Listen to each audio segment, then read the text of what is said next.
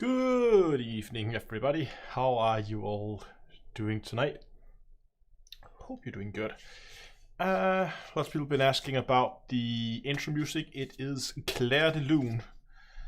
In case you're wondering, go look it up. Beautiful piece of music. Oh my god, a lot of messages I got in chat. Okay, I'll deal with those later. So, how is everybody tonight? Today, as you could probably guess from the title of the live stream, we're going to do something a little different. So,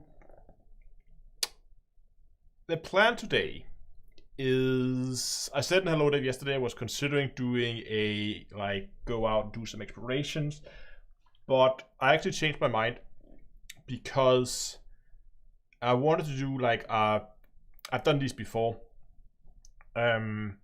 Where I do these behind the scenes kind of live streams where I go out and I'm going to take you along for the ride as we're going to create a brand new video that's going to go up on the channel, hopefully not in the too distant future. And I'm going to take you all the way from the initial researching steps. We're going to go and we're going to do some recordings, we're going to do some editing, and we're going to go through as much of it as we can. I'm not sure we're going to be able to go through all of it, as it might get a bit of a lengthy live stream then, but we'll see how far we can get today doing the live stream. And this has absolutely nothing to do with the fact that I'm behind on schedule with making videos. This is no. That would be what evil tongues would say, but no. No, I am a bit behind on the moment, so I thought it would be a good opportunity to also give you guys a little bit like a peek behind the scenes, so you can see what actually goes into making a 10-minute video, which is what we're going to be aiming for today. Now, the first step, of course, is to figure out, of course, what topic you want to make your video about. And I've already looked. I have a long list of ideas, and every time you guys send me ideas, I write them into a file, and then whenever I want to make a new video, I go in, and then sometimes I prioritize and say, okay, these are the good ideas, go at the top. And then some of them maybe that will work, go at the bottom. And then I just, from time to time, just reorganize the list depending on what I think is relevant and what I feel like doing. So that's what we're going to do today. And I've already selected out a video. It's what I've been wanting to do for a while. And this is, it's been sitting on my list for ages. And it was after I joined Frontier a couple of weeks back on an exploration live stream, and they asked where I would recommend new players to go if you want to go and explore. And I think, as you know what, there's a lot of good places you can visit very close to the bubble.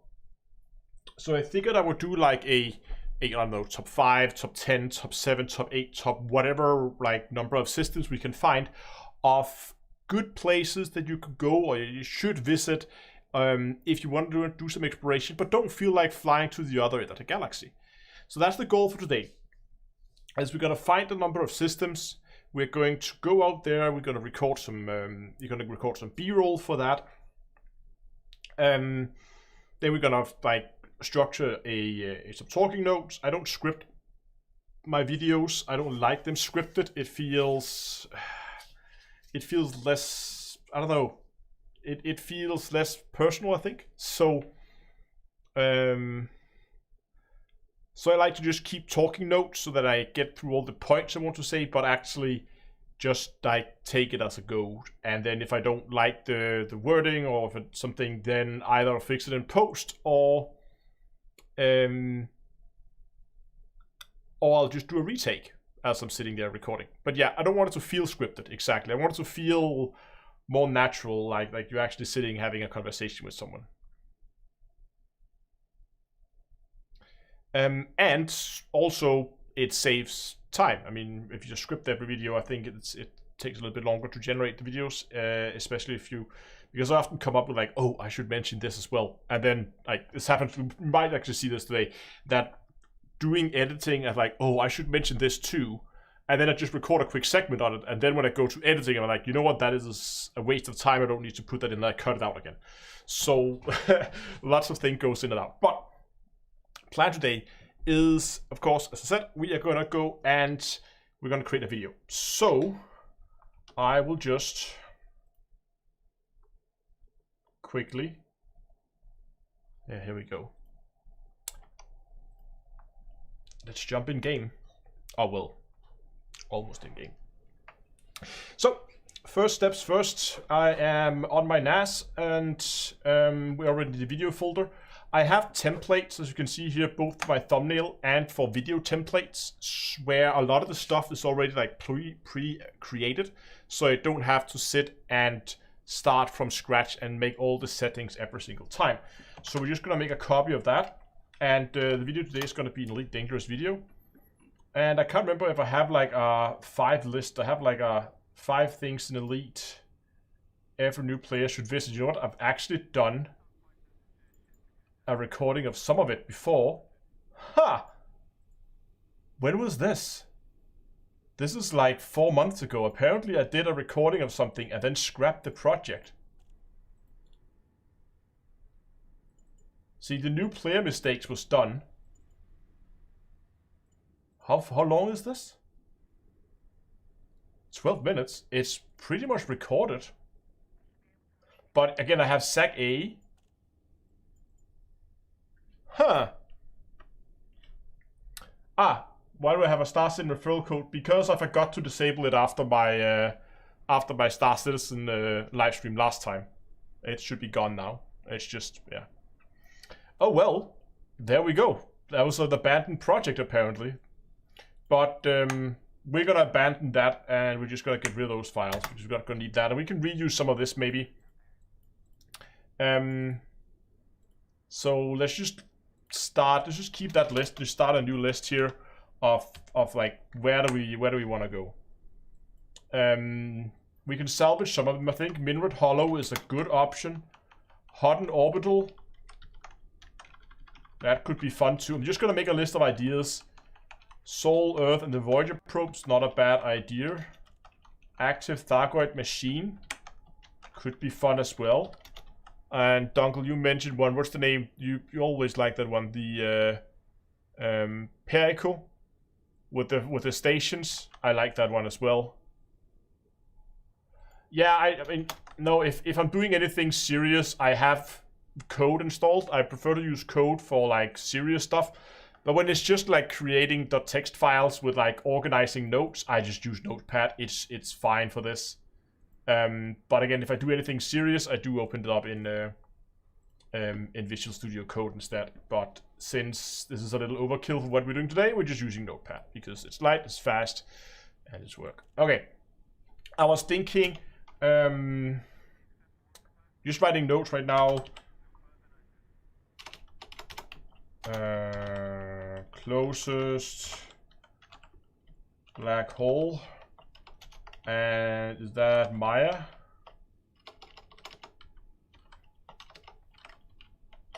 I think.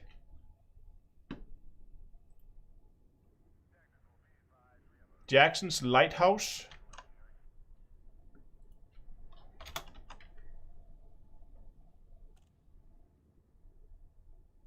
And crystal sites, yeah. I'm just gonna like, but how far away is Jackson's Lighthouse? What's the system name for Jackson's Lighthouse even? Really dangerous Jackson's Lighthouse. There we go. There's an uninhabitable federal system near the core systems. The closest neutron star to Sol at a distance. Okay. So that is definitely within reach.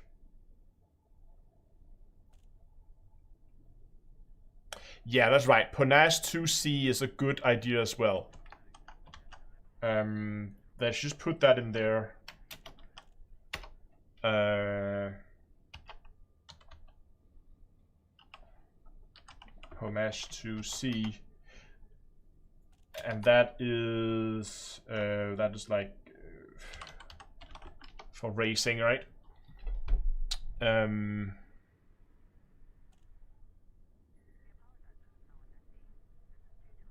I think the closest black hole is Maya. I just want to check it before we I want to find a body of black hole. Reference system Sol. Go. Oh, that's the mountain place. Okay. Nothing found. Ugh, great. I think it's Maya that's the closest black hole. Yeah, isn't it the canyon? Or is it the mountains? Or is it both?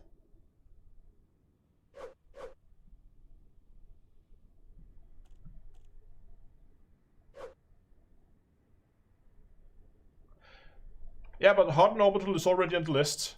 Hutton Orbital is right there. As a second one on the list. Yeah, I'm pretty sure that Ponash 2C is the canyon place. Oh, right, okay, Dodge's Illusion says that the 50k mountain place is... Oh, okay, so that... Okay. I don't remember the name of that system, though.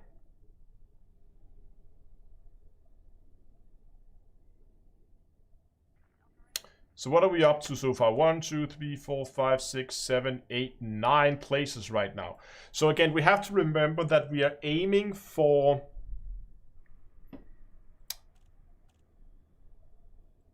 around 10 minutes here. It doesn't matter if it ends up going like 12 or 13, or if we only manage to get 8 out of it. But in this case here, I feel like we more have to try and contain it. Right, this is one of those videos that could easily just get away from you and get too long. So we need to contain it. So we need to think about how much time, and this is something we have to do now, how much time do we want to spend per place? Because I have done like worth a visit videos in the past where I've been talking about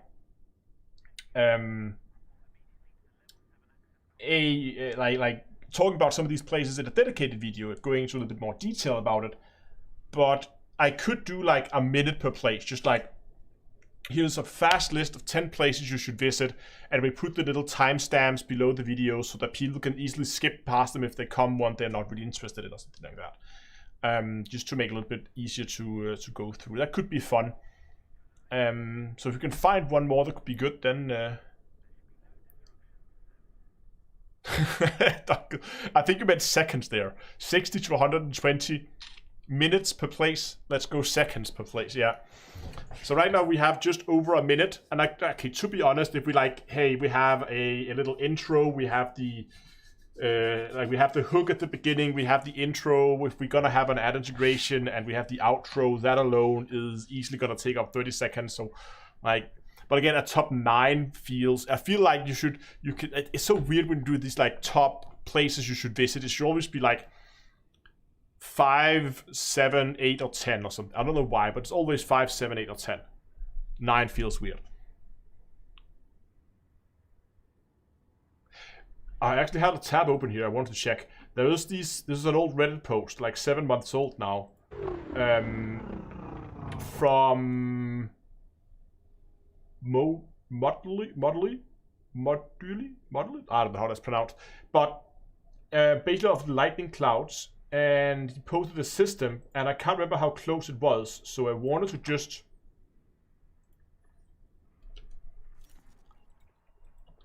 check how far away that actually is. I should remember the T.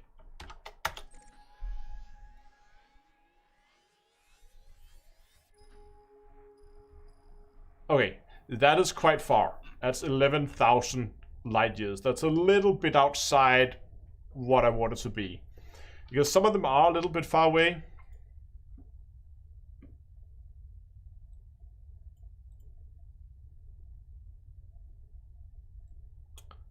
What is in that system? Hold on, let me check that on Google. So we have elite, dangerous, people posting about HR 6164. The view.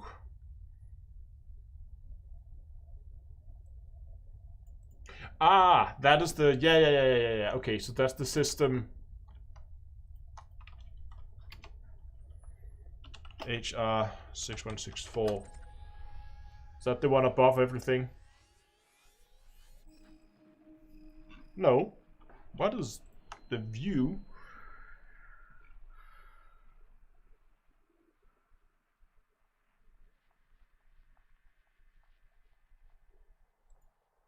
Oh, that's pretty cool.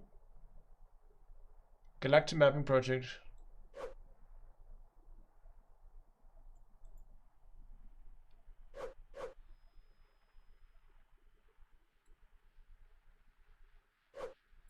Okay, it's a 3.3 G planet. Okay, that just found some huge mountains for us. Let's just check the system location so we know. NERVI.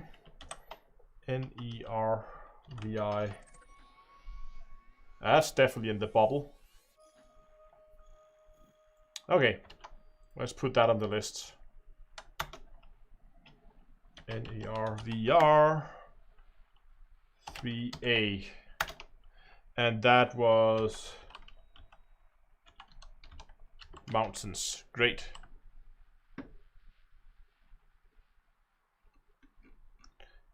Okay. Some of them, like Minwood Hollow, I think is like, let's begin to filter this a little bit. That's a given. We have to include that. I feel like the Soul and the Voyager probes is something most people want to visit too. Hutton Orbital is one of those, you have to go there, right? Active Thargoid Machine is a bit, it could be fun. That one I want. Closest black hole.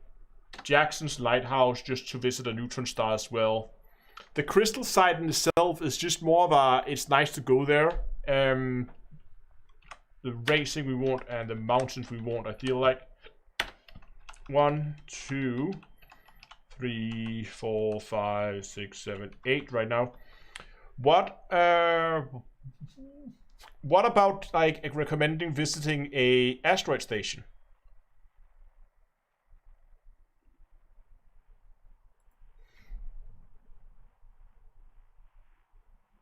Yeah, I mean we can definitely reuse some, but I feel like some of the recordings, I mean I have some hot and orbital recordings, but we still have to shoot a little bit of recordings, I feel like. Asteroid base? Question mark?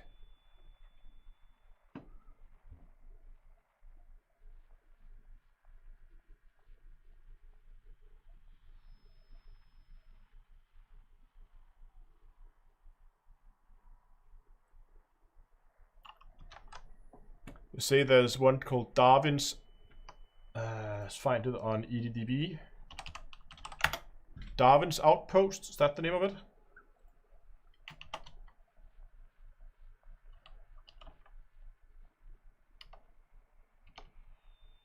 Darwin?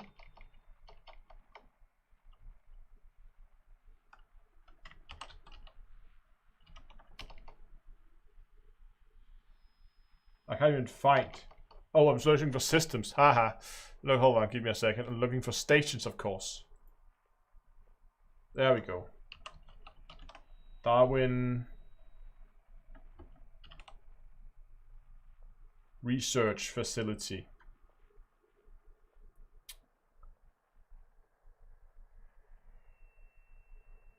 And there's an asteroid base, yes. And how far are we from the bubble? Does this show here? It does not. But asteroid base could be that in...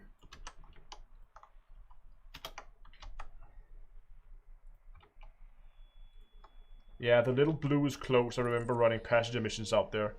I don't recall this being like 2,000 something. Oh, it's only over 1,000. That's fine. People can run that. And it's a good opportunity to go and actually visit a nebula. To go and take a look at the California Nebula. And you're right, you have the little blue not too far from here as well.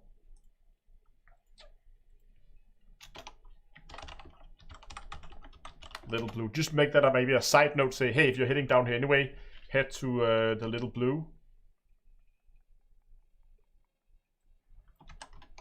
Just look up the system for that.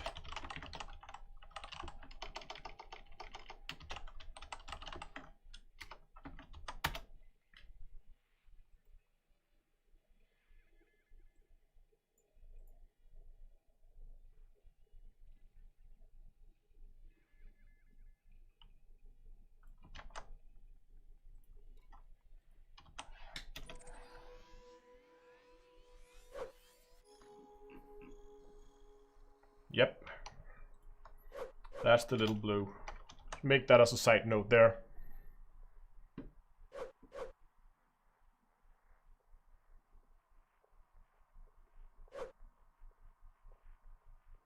Green gas giant. I actually never been there. That could actually be fun just because it's so... I've seen screenshots. If it's not too far. Ah, definitely. Okay, now we're beginning to get some...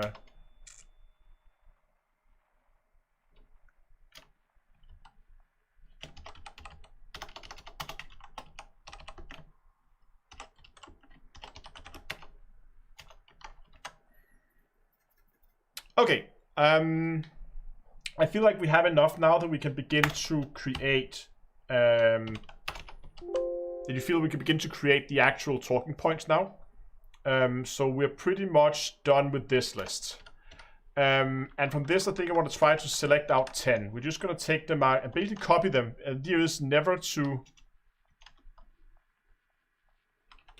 delete stuff that if you're not sure is still needed. I think, whoops.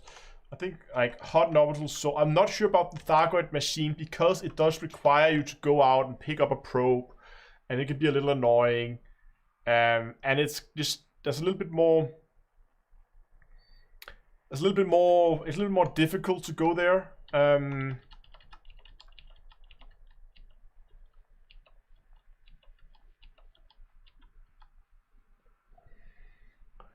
But it's just such a cool, yeah, and just to activate it, you need the probe as well. There's a lot of work, and if I have to put that into the video, I kind of would have to tell people where, they can get both the probe and the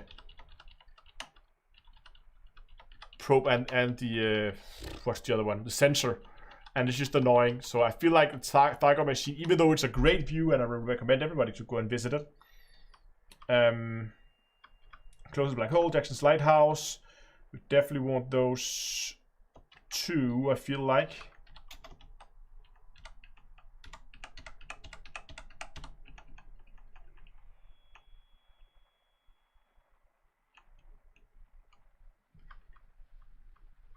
So if we take all of these, how many do we have then?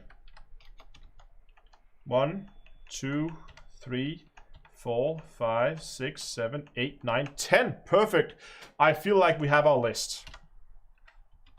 This is our list of systems that we are gonna go with. So now we just need to begin to populate this, and I'm basically just gonna make a small list here. I'm gonna go distance from Sol and system name. Maybe we should put system name first. It makes a little bit more sense to say it. And so this is just beginning to make the actual talking notes about what do I want to include here.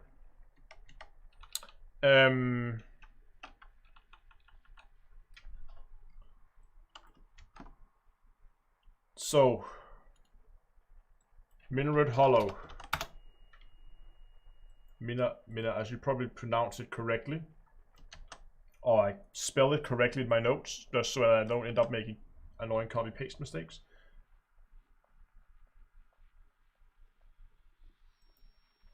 Mineral Hollow and why it exists.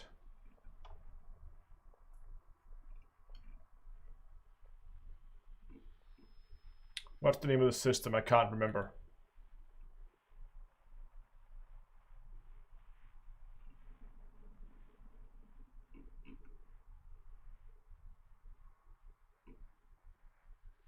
Mineral.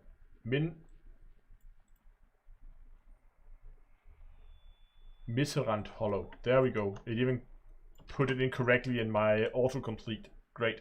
So now it's called Mineral Hollow. There we go. Epsilon Indy, of course. Yes.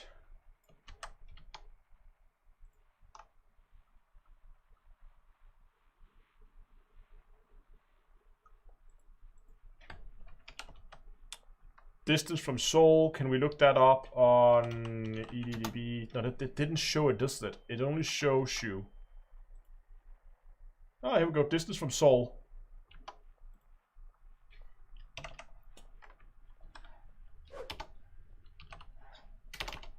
.80 light years. So now we're just making notes. Oops. So this is basically the talking notes for this one. It's gonna be fast moon. Fly the wrong way around to catch it. Explain why it is there. I know why Mineral Hollow is there. It was a mistake. It wasn't supposed to be orbiting that fast, and it was actually nerfed at some point. Not nerfed, but it was actually like corrected. But people just enjoyed the play so much that it was actually reinstated.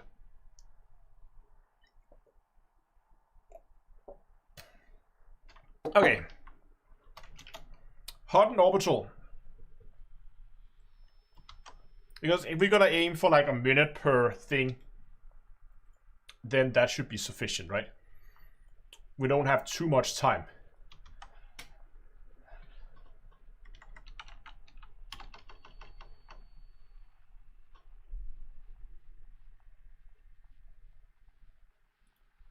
Hot and orbital. There it is. And we're just gonna copy this, so we have all of this as well. Remove the notes. System is Alpha Centauri. And distance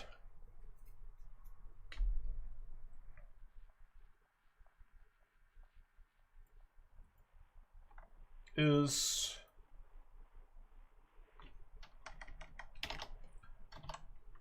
4.38 light years. Notes.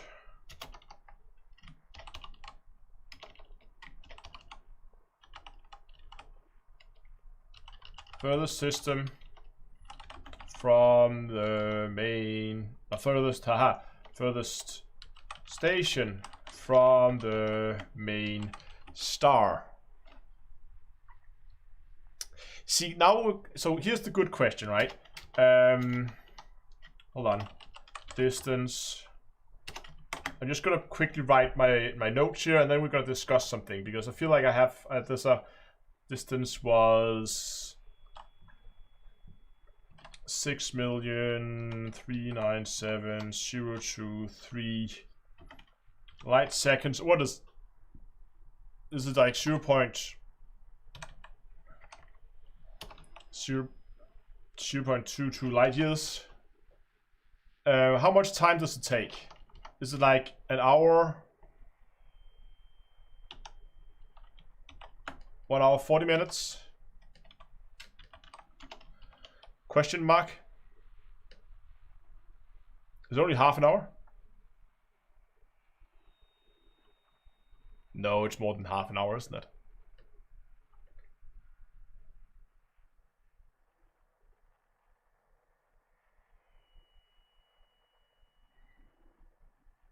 Yeah, okay, so an hour and a half. Ish, yeah, okay.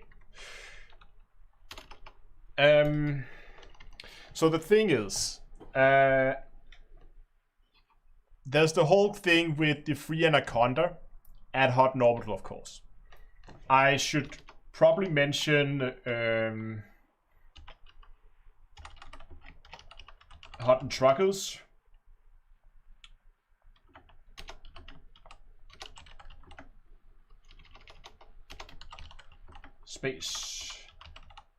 Space trucking, and I want to mention the hot and muck. Yeah, so here's the deal. On one hand, since I try to make my channel focus around giving as reliable and accurate information, I don't want to play into the whole, yes, you can get a free anaconda at hot and orbital.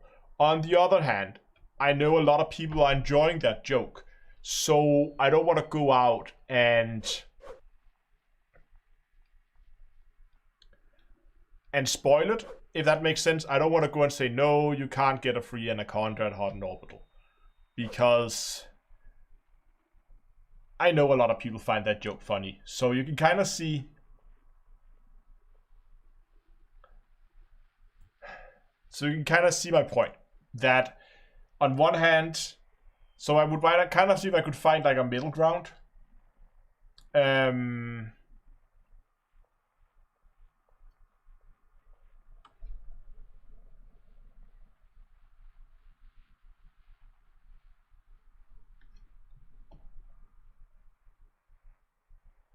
Yeah, I'm glad they're not the only one, Hawks. I mean, I get it. But if you're just making, like, having fun with new players, setting them out to Hotton, it's a harmless joke, right?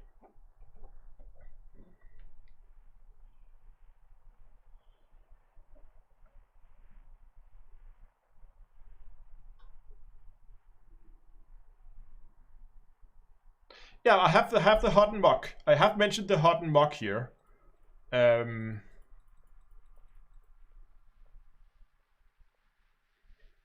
Until you kidnapped them. True. We could do something like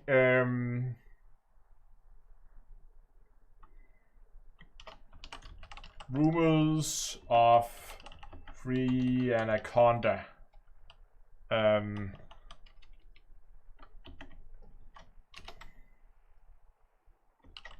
So something like every has to find out for themselves. I don't know.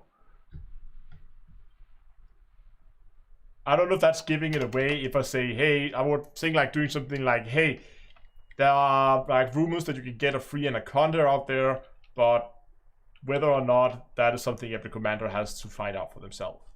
It kind of gives it away. I think most people realize that, yeah, okay, there's no free anaconda.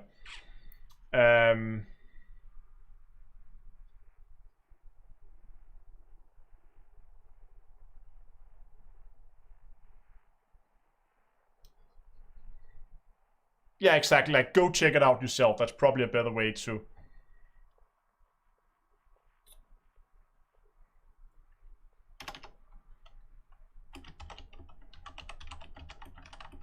Go check it out for yourself.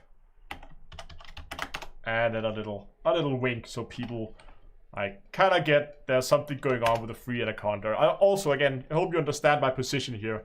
As a guide and tutorial channel, I don't want to go out and give out like blatantly false information like that. So that's why I'm a little reluctant to go in and just like jump in with both legs on the free anaconda thing. But most of you guys are here who probably already knows.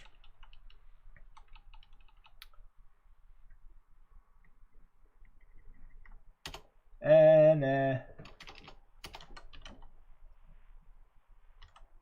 content. There we go. That's better.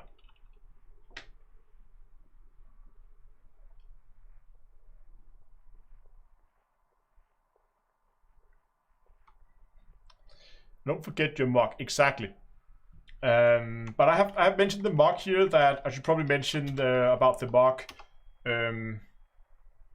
Both in-game and out of game item. Right, you can get an actual mock. I think they sell the actual mock, so you can get your coffee mock. Beautiful marketing stunt. Okay, I think that's way more than we need on Hot and Orbital.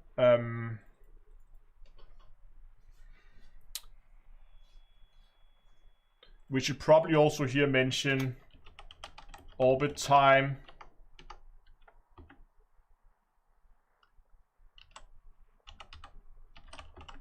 Seconds. Like it's really, really fast. Sol. Okay. Well, this one's gonna be easy, isn't it?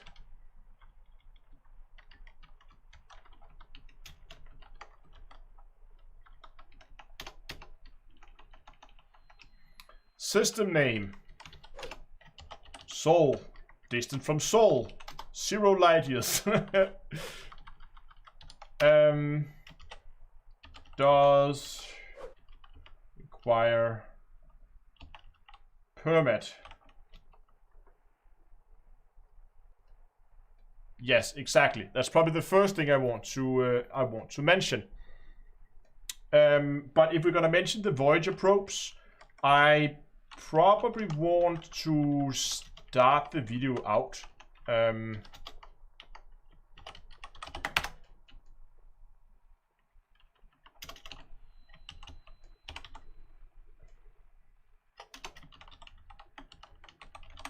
I probably want to start the video up with a spoiler warning saying that, hey, if you like to go and find secret things for yourself, then there might be some spoilers in this video. Now be warned.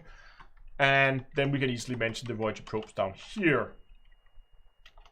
And you can go and visit those. And they should be easy to find now, right? Because you can scan them, they should show up, right? It's not like in the old days where you have to manually go and search for them.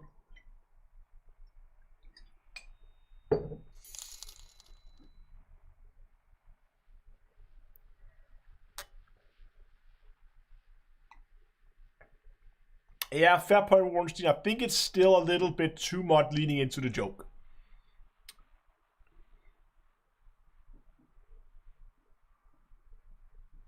Yeah, it is Hawks. I'm just making like notes right now, and then we're gonna go and actually record some of the stuff later. But thanks for the super chat.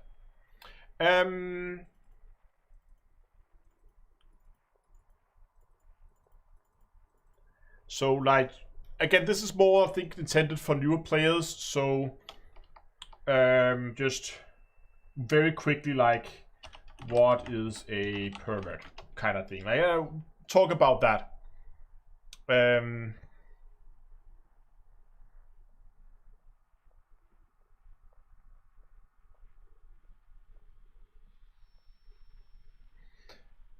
Please mention the passage. I think we already have way too much on the Hutton. Is it Hutton Orbita? Orbita? No, orbital. I'm mentioning an L. There we go. Visit Earth, the Moon, ++. Mars is terraformed.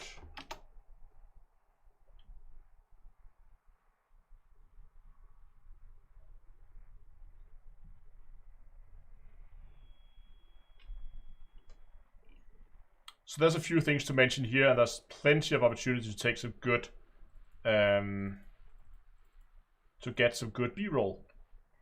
Okay.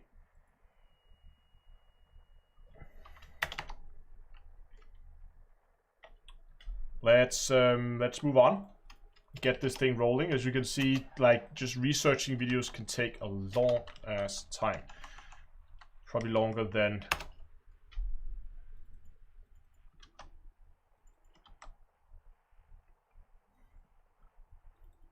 how far is this from Seoul?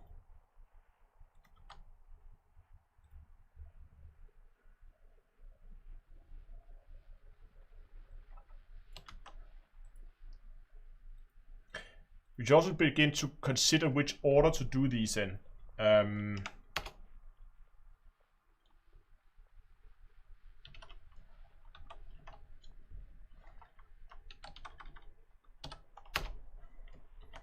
One star plus 5 stations. All very close. Bring a racing ship if you have. I was actually considering just starting and doing them in order as like the distance from Seoul, so that we would say, well, the first one is gonna be Seoul itself, then the next one is gonna be Hot and Orbital, because it's probably the second closest, because, well, Alpha Centauri is the closest system to Seoul. And I think Minrodolov is going to be the next one. This one is at least the closest so far. Like, let's do them in order. But that's also kind of mixed. Hey, how far do you want to go? If you begin to get systems that are like 1,000 light years away, you feel like, that's way too far for me. Then you kind of know, okay, like, I got to the point in the video where it's too far for me.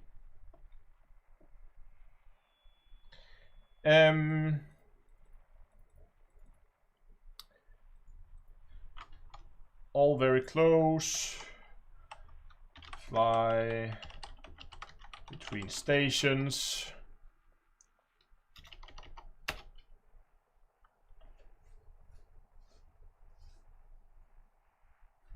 If this is sort of a type light years, I did. Oh, you're right. No, that's right. It's just if that is. Oh yeah, right. Is that? Ah, not that one. That is light years. That one should be light second. It's just die formatting here. That's not very good. So there's not that much to say here, other than like bring a racing ship. It's a fun place to visit. Show where it is on the map. Yada yada yada.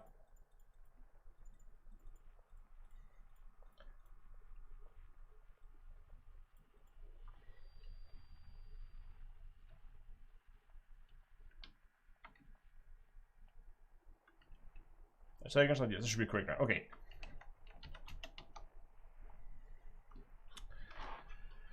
So, black hole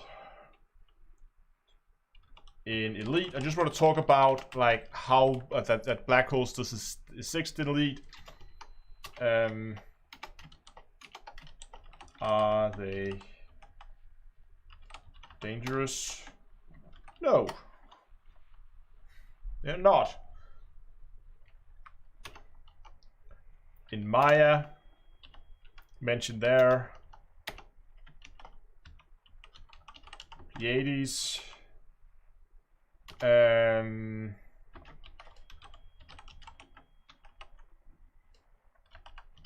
Closest nebula? I believe the Pleiades sector is the closest nebula to the bubble, right? Like actual proper nebula. Maybe the cold sack is kind of this, maybe a little bit closer.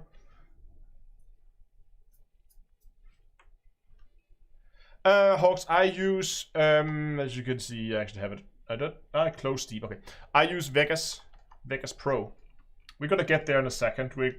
I think we're not gonna record because B-roll for all of this is gonna take a while. I feel like. So for now, I think we're just gonna, yeah. Okay, Jackson's Lighthouse. See, this is one of the the locations where I actually don't know much about it. So I actually here have to go and look it up. Jackson's Lighthouse. Jackson's Lighthouse is on another. We already looked at this.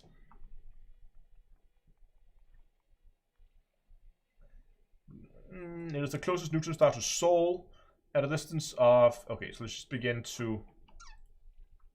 Okay, Jackson's Lighthouse. I should probably also put all the other things in here that I didn't put in for. So this one is in the Maya system, and let's just check distance to Maya.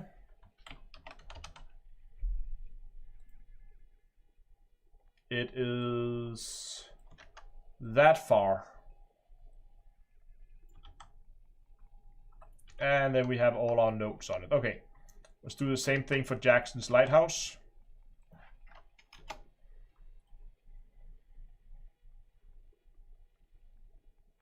Is the system actually called Jackson's Lighthouse? It is.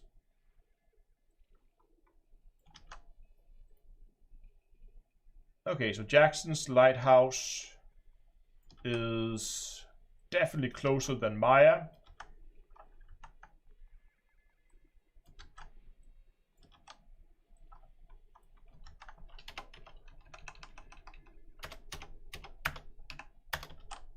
Oh, cancel. Pop that in there.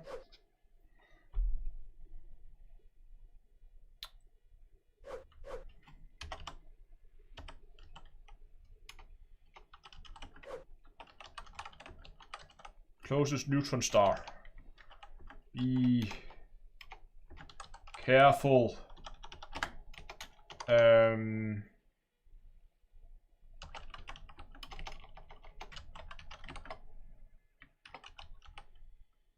Talking about supercharging, maybe. What else can we talk about here? Did I put the distance in? I did.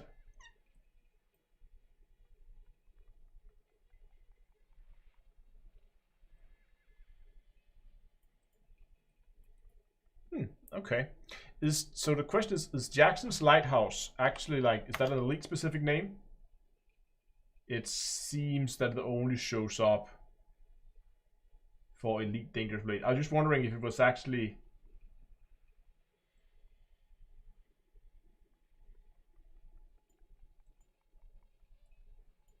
if it's actually like a real system.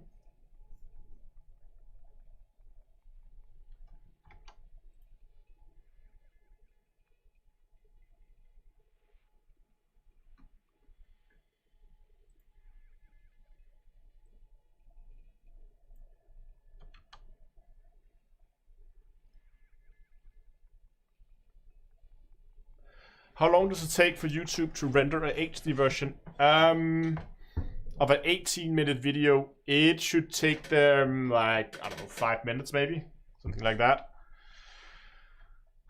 It doesn't take long. Render time for me is a different thing though.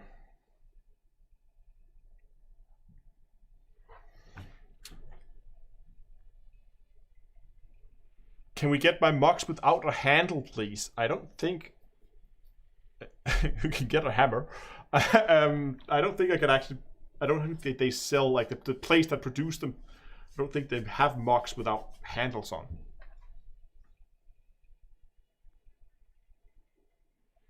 Yeah, exactly. I'm just looking up. It looks like mainly Elite Dangerous reference.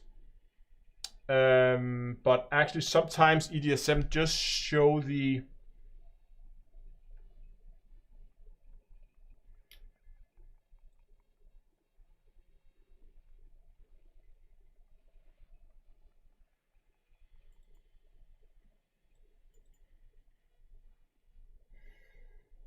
Sometimes the EDSM will show the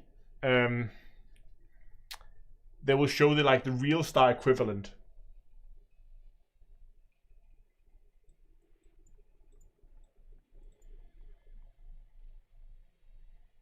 Okay, We are just gonna keep that there. That's gonna be probably a shorter one.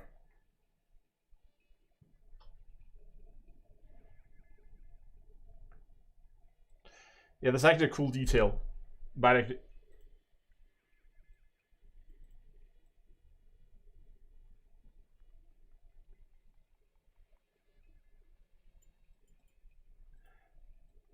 so we could actually let's just include, because this is already a really short one, Jackson's Lighthouse. So let's just put a little bit of elite law in. Elite law. Draw a binary system that collapse in 2672. Okay, we're almost done with our writing it down our notes for it, and we can begin the actual recording.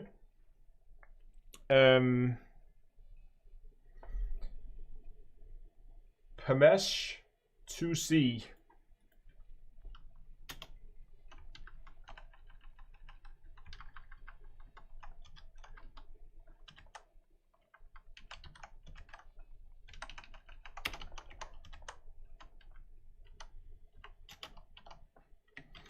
Known as a good racing spot.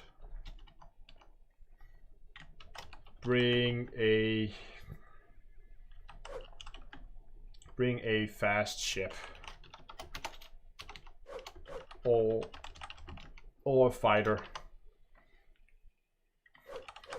Remember your rebuy, because you're gonna crash into a wall. I'm gonna have some fun recording B-rolls for that, crashing ships into the side of a canyon.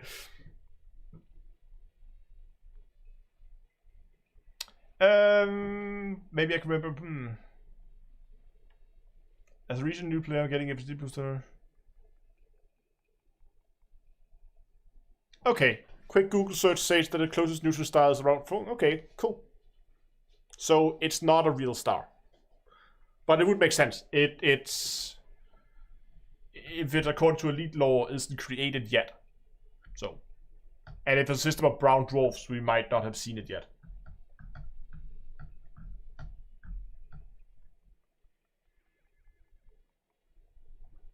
Yeah. Viper.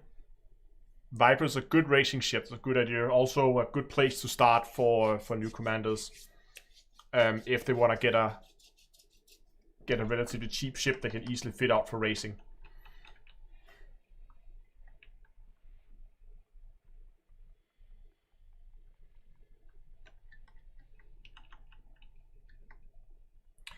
But I should probably just update distances and then put it in order, since it seems like we're gonna do them in it's not Permash. What is the name of it? Elite Dangerous Permash 2C. What is the name of it? Permash. Ikke Permash. Permash. Yes, here we go. Which is, oh wow, look at that. 99.79 light years. That means it goes in right after Perico. Perico. I need to.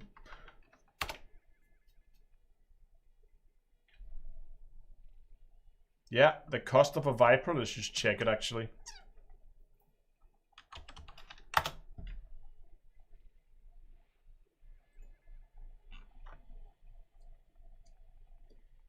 So the Viper itself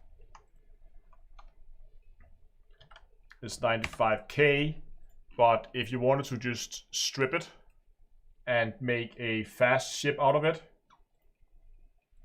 it's just like no engineering, like you just make a very fast ship here. So we put like enhanced performance thrusters on. We put like the smallest and lightest of everything we can. We need to be able to boost, so let's put a 2D on there. I don't know if that's good enough. 1D boost interval 16 seconds. That's not good enough. So we probably have with a 2A 12 seconds. We probably won't. Could we make do with a 3D 10 seconds? I'll probably do.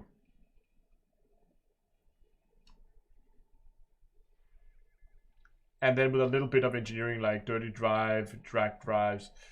And then we do not have enough power. So we're gonna go overcharge. Doesn't increase our mass, does it? No, it doesn't. So just put like an overcharge on it with strip down. And maybe not drag drive, but drive distributor might be better. Frameshift drive, can we get that as light increase range? That increases the mass. Let's just put that on and strip down as well. Light support is lightweighted. Power distributor is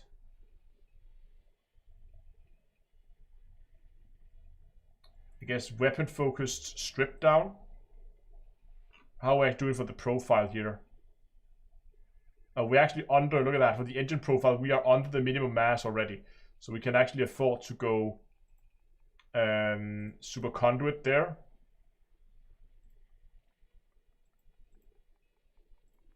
So we can actually just probably increase some of this. Yeah, just look at that.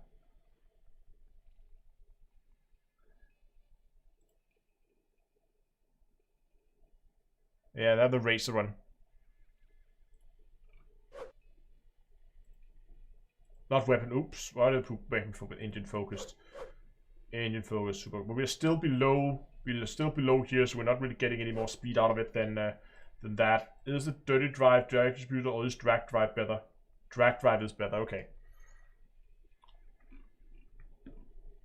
So how much is this now? So fully fitted. It's 5.2 mil plus engineering equals, what's the top speed here? Let's go 900 plus meters a second. There we go.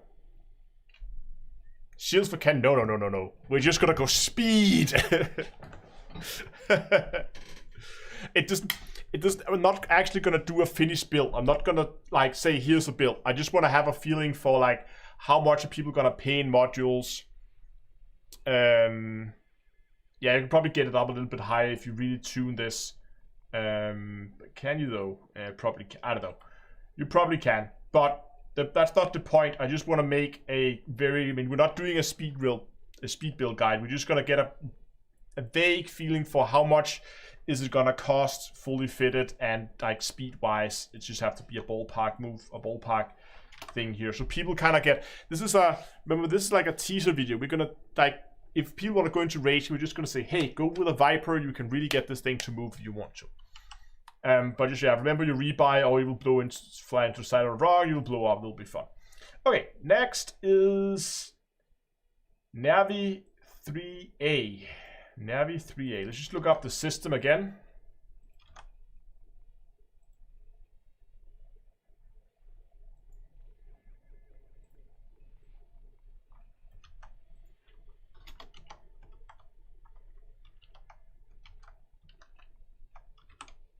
Oops. What's going on here? Let's just delete that. Delete our notes.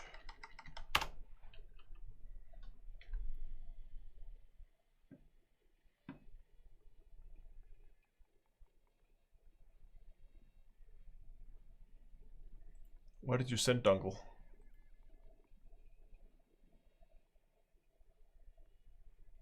Ah, okay. We'll look at that later when we come to the Hutton orbital thing.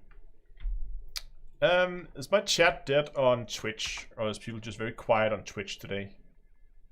Welcome to the chat room. Let's see if it works. Okay. Let's move that. Oh, Twitch chat is working. Perfect. We have the system name, and this is located at 100, 110 to 7 light years. Okay, here we're gonna go bring an SRV.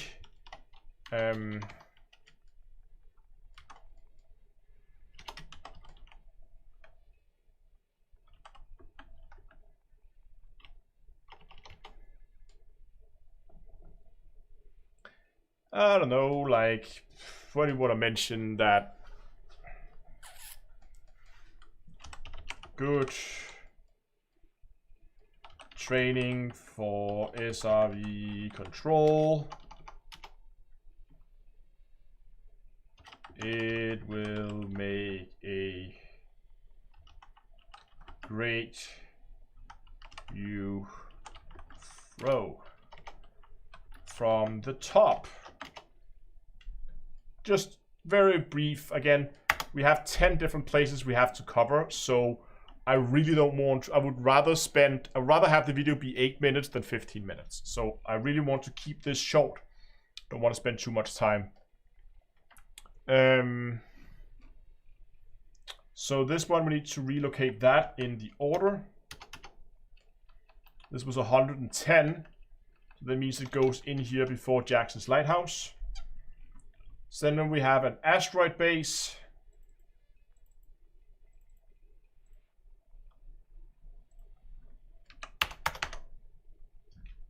And again, we're just going to copy this.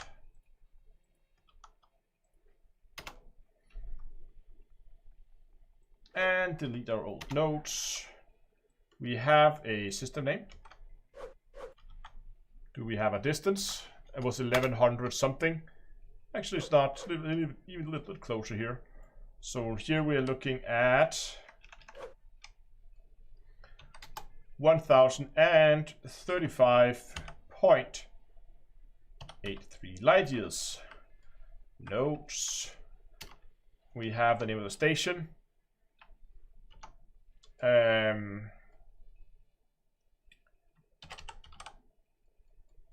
Asteroid base. Few of them around, often in deep space.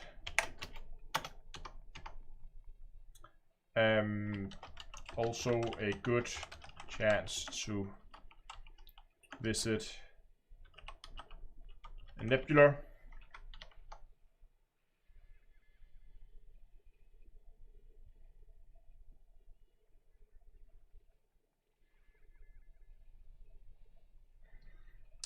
And the little blue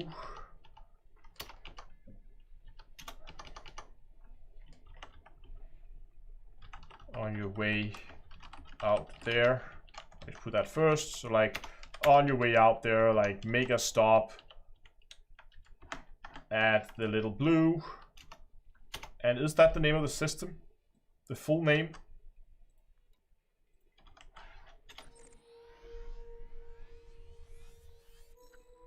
It is. Nice.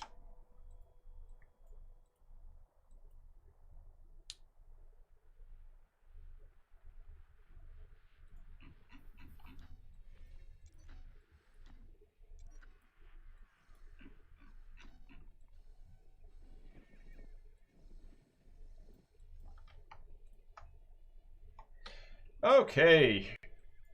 And then finally we have the green gas giant. Let's get that thing in here on our list. And then we are ready to begin at the actual recording session. That didn't take forever. Let's see where the green gas giant is at.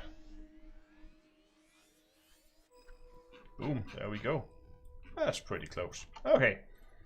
So, we're gonna take that, we're gonna put that there. And we're just gonna quickly again check the distances. Oh, there's also a 10, but that's this one here, 299.55. So this is 299.55 light years.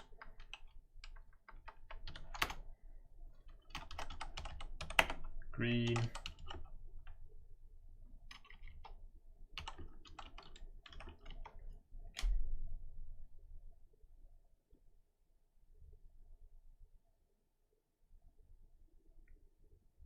Yeah, exactly. They're super hard to find with the little blue one.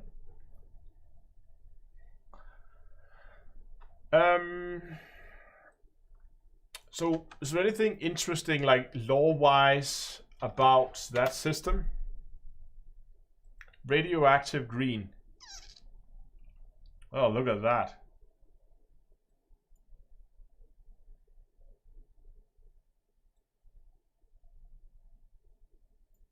It's an unusual feature. It glows vivid green and captures the glow of an unknown. The cause is unknown, but believed to be an ammonia-based life in the start of bioluminescence. So regarding the popular tourist attraction and easy to reach 300 light years from Sol.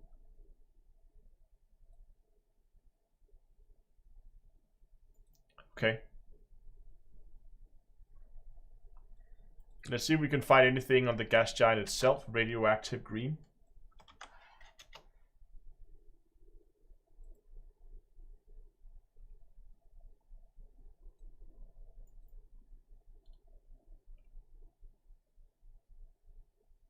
Can't find radioactive green.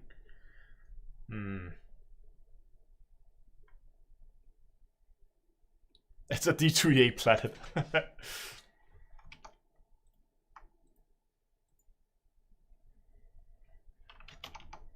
So we can mention, again, lore-wise, believed to be, or what they call it, bioluminescent, right?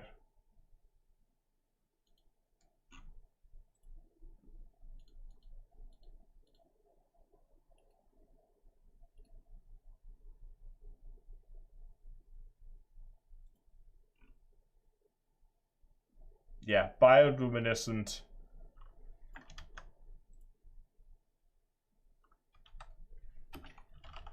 Life forms, question mark?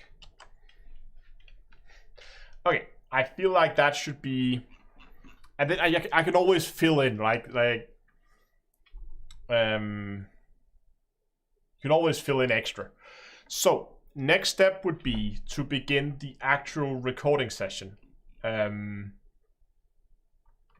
Gonna save that so we have our,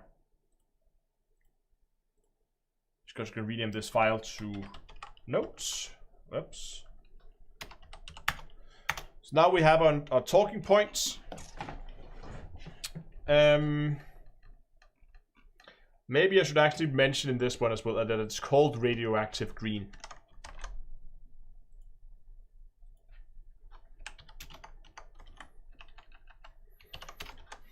Like so. Okay. So what we're gonna do now is I think I managed to set it up in such a way. Let me just check. I didn't actually check audio recordings. Discard project. Mic check, mic check.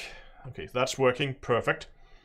What I'm doing right now is I'm just setting up over here on the streaming PC. I'm just setting everything up for recording. Basically what I'm doing is I'm just starting up Audacity. I have it here on the main PC as well, which is now open off screen, so you guys can't see it on the secondary screen right now. But I'm just opening up Audacity, and then what I'll be doing is I'll be starting both recording of my face cam. I'll be starting recording of audio, and I'm gonna pull it over here when we're done. But I'm basically just gonna go through these, and I'm just gonna do it exactly as I would doing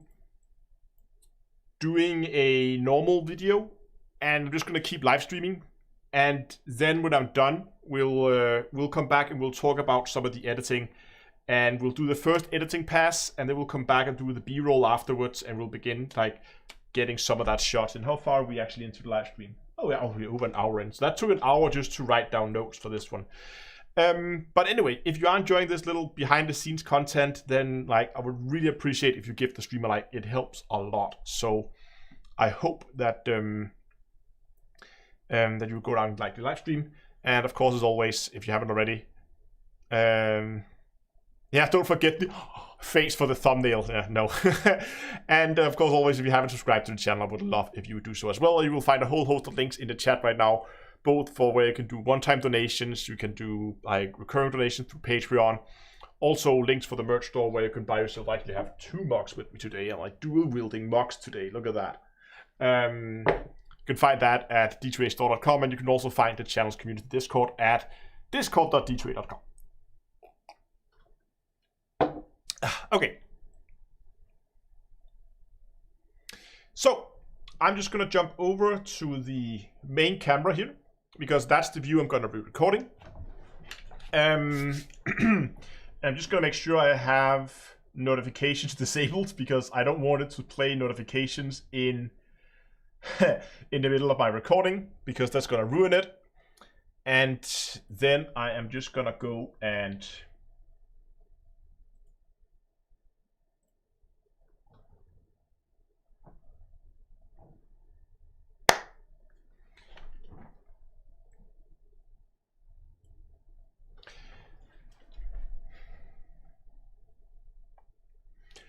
if you feel like going exploring, but don't want to fly halfway across the galaxy, then stay tuned, because today I'm going to give you 10 places you should visit that's within reach from the bubble.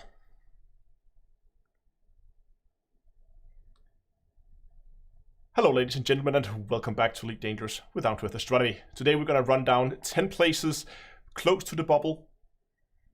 Hello ladies and gentlemen, and welcome back to Elite Dangerous with Down to Earth Astronomy. Today we're going to run down 10 places in or very close to the bubble that I recommend you visit if you want to go exploring but don't feel like flying thousands. Hello ladies and gentlemen, and welcome back to Elite Dangerous with Down to Earth Astronomy. Today we're going to run down 10 places that you should visit that's either close to or within the bubble. So if you don't feel like flying thousands of light years just to go and visit one place, then stay tuned, because hello ladies and gentlemen, and welcome back to Elite Dangerous with Down to Earth Astronomy. Completely lost my track there. Hello ladies and gentlemen, and welcome back to Elite Dangerous with Down to Earth Astronomy. Today we're going to go exploring, and we're going to be visiting 10 places that you can visit that's either within or very close to the bubble. So if you don't feel like flying thousands of light years, then this video is for you. I'm going to go through them ordered by their distance from Sol, and we're going to start in Sol itself, our solar system, which is of course also available in Elite Dangerous. Here of course we are 0 light years from Sol, since we are within the system itself. I should say that this system does require a permit, so you will need to increase your rank with the Federation in order to get access to this system. If you're not familiar with permits, there are some systems that are locked, and some of these locked systems you can gain access by getting good relations with factions that control the system. Once you get your Sol permit, I highly recommend that you swing by Earth and take a look at our little blue marble from on top. Maybe see if you can find your own country, or maybe your own little city if it's available. And also, while you're there, take a trip around the back side of the planet as well, since you can see the city lights at night. Of course, all the other planets are also available, so while you're there, head out to the moon and take a look at it as well. There are many other locations that I would recommend you visit, but when you are here, go out to Mars, because it's actually quite different in Elite than we have it in our solar system today. See, Mars in Elite has been terraformed and therefore looks vastly different than you might be used to. If you feel like taking a little bit longer trip, I do recommend you go out and you find the Voyager probes. The 2 probes sent up in the 70s with the gold LP with images and sound from Earth and a little gold plaque on the side. Highly recommend you go take a look at those, since they are actually in the system.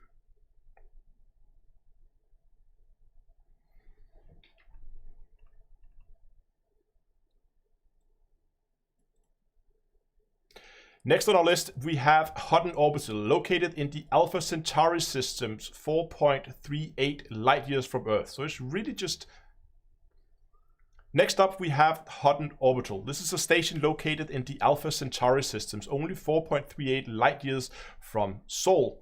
This is a very well-known station amongst elite commanders, because this is the furthest station from the main star. You actually have to travel over 6 million light seconds in order to reach the star, or well, 0.22 light years. This is a trip that can easily take over an hour and a half, depending on whether you use Supercruise Assist or not.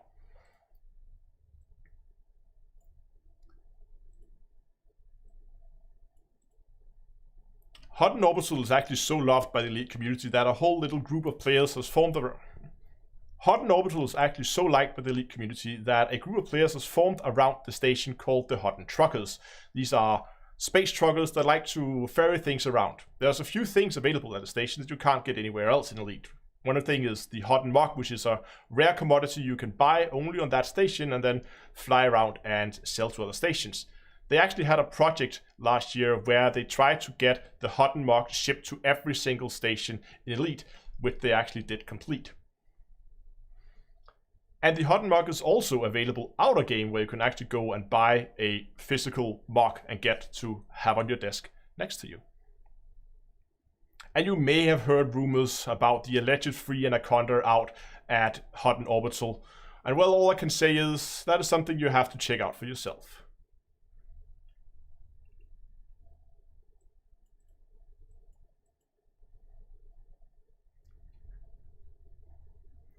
The next location on our list is Minrod Hollow, a little very fast orbiting moon located in the Epsilon Indi system 11.8 light years from Sol. This is the fastest orbiting moon in Elite, with an orbit time measuring seconds. It takes less than a minute to orbit around the planet. Is that even true? I don't think it is. Next up on our little tour is Minrod Hollow, a very fast orbiting moon. This moon is located in the Epsilon Indi system, 11.8 light years away from the Sol. Now, when I said this is a fast orbiting moon, I mean we're talking orbiting time in seconds. This is a very fast moon. In fact, it orbits so fast around its parent planet that you cannot catch it by flying up to it in Supercruise. You have to fly the opposite way around the planet and basically fly head on into it without crashing, of course, in order to catch the moon. Now it might seem weird why we would have a moon orbiting so fast, and in fact this is very much not the way you would expect a moon to orbit in real life. This was originally a mistake that this moon was orbiting too quickly, and it was actually at some point corrected so that it had its correct orbit speed. But at that point, players have grown so attached to that little fast moon that the developers Frontier actually decided to reinstate it into its old orbit speed. So that's now one of the favorite tourist locations for players to go and visit. If you do visit it, I do recommend that you try to land on the moon just to watch the parent planet set and rise at insane speeds.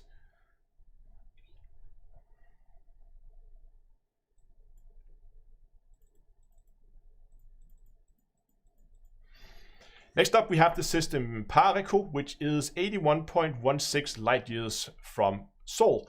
This system is quite special since it only has a single star and 5 stations. No planets, no moons, no anything, just a star and 5 stations. Furthermore, all of these stations are clumped together within like 1,000 kilometers, so they are orbiting really close to each other. That actually means you can fly from one station to the other without going into Supercruise. So if you are going here, do bring a little fast racing ship. Talk more about that in a second. And then try to undock one station, boost as fast as you can between the station and dock at the next. It's quite weird, and it's not something we've seen anywhere else in Elite.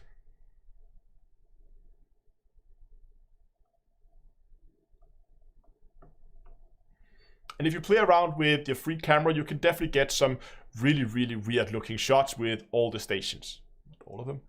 And if you play around with a free camera, you can definitely get some weird looking shots with multiple stations in view at the same time.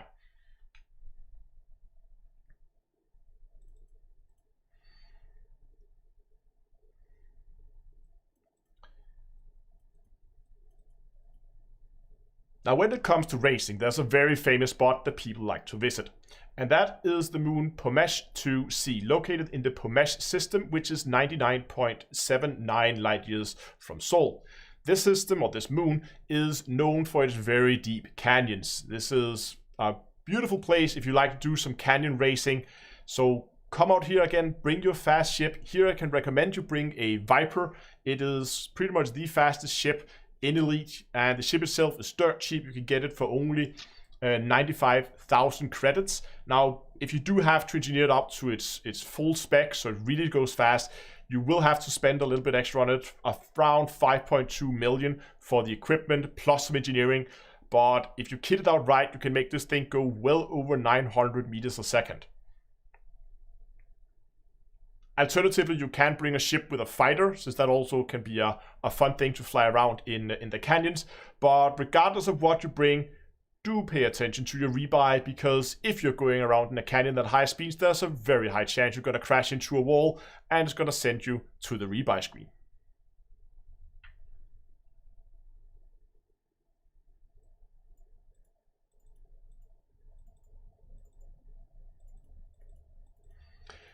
From deep canyons, we move on to high mountains, and we're going to be visiting the Navi 3A system. This is 110.28.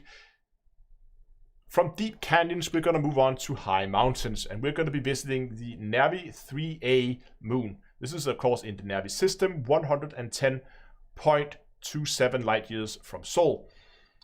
This moon, again, has really high mountains. So not only is this a great view where you can really get up to the top and you can get a view of the mountain range with the curvature of the moon. And if you're going here, it's obviously going to be difficult to land at the top of the mountain. So if you do want to drive up there, you will have to land somewhere along the foot of the mountains, get out in your SRV and drive up to the top. This can be quite a challenge. It is good training if you want to get familiar with the SRV controls. And as someone who has a little bit of experience mountain climbing in SRVs, I can definitely tell you the feel of accomplishment once you reach the top is just something you have to try at some point in your Elite career.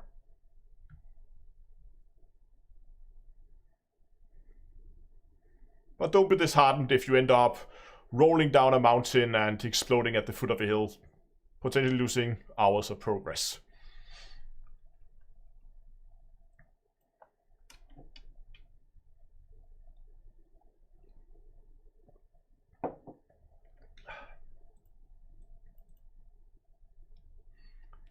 Moving further out, we get to Jackson's Lighthouse. Jackson's Lighthouse is the closest neutron star to Sol and is located in the Jackson's Lighthouse system, 174.01 light years from Sol.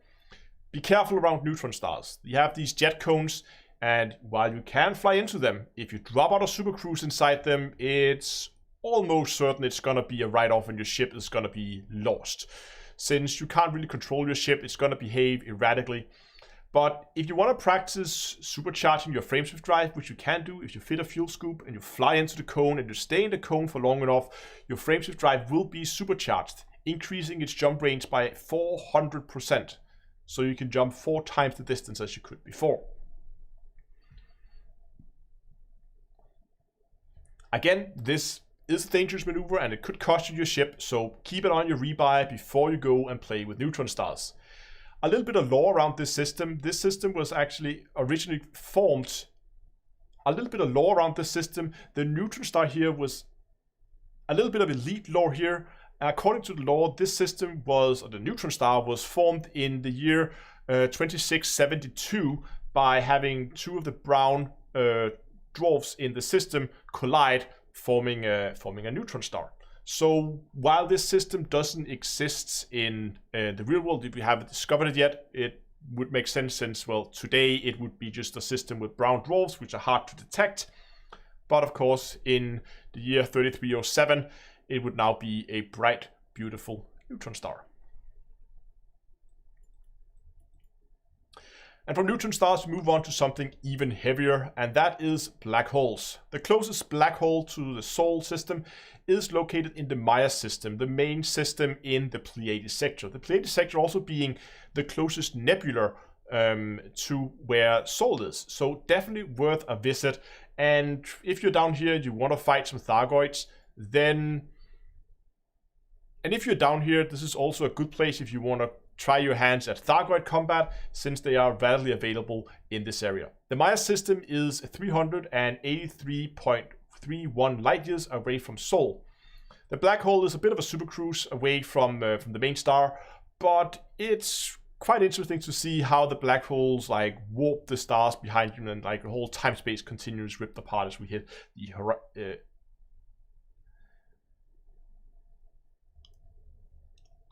The black hole itself is a bit of a supercruise ride away from the main star, but it's definitely worth the ride, since looking at how it's warping the background stars is an amazing view.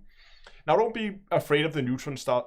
Now don't be afraid of the black holes. While neutron stars can be very different, black holes are actually, well, in Elite, pretty tame. You can easily fly up to them and get within like 10, 20, 30 kilometers without anything happening to your ship. Your ship will automatically stop you before you crash into the black hole, and there's not going to be any damages or any way you can destroy your ship. So you can safely fly around these without having to be too careful.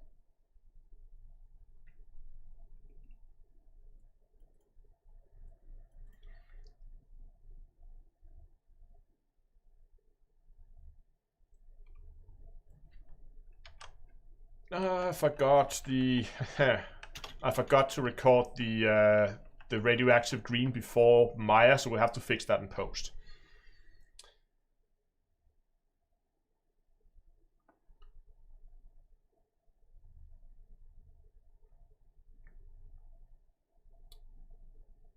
Next up on the list is a very special planet called the radioactive green. This is a gas giant located in the Col 285 sector VY-MC8-1, and it is 299.55 light years away from Sol. This system is known for this very weird looking gas giant that has these almost like luminous green spots on it. It almost looks like it's glowing, and it just looks really weird. In the Elite lore, it is believed that these green luminance come from some kind of life form living on the gas giant that has some kind of natural bioluminescence. It's even in the Elite lore not really understood how this is formed, but at the very least it is a beautiful view, and if you feel like trying your hands at a little bit of a longer trip, then this is definitely recommended.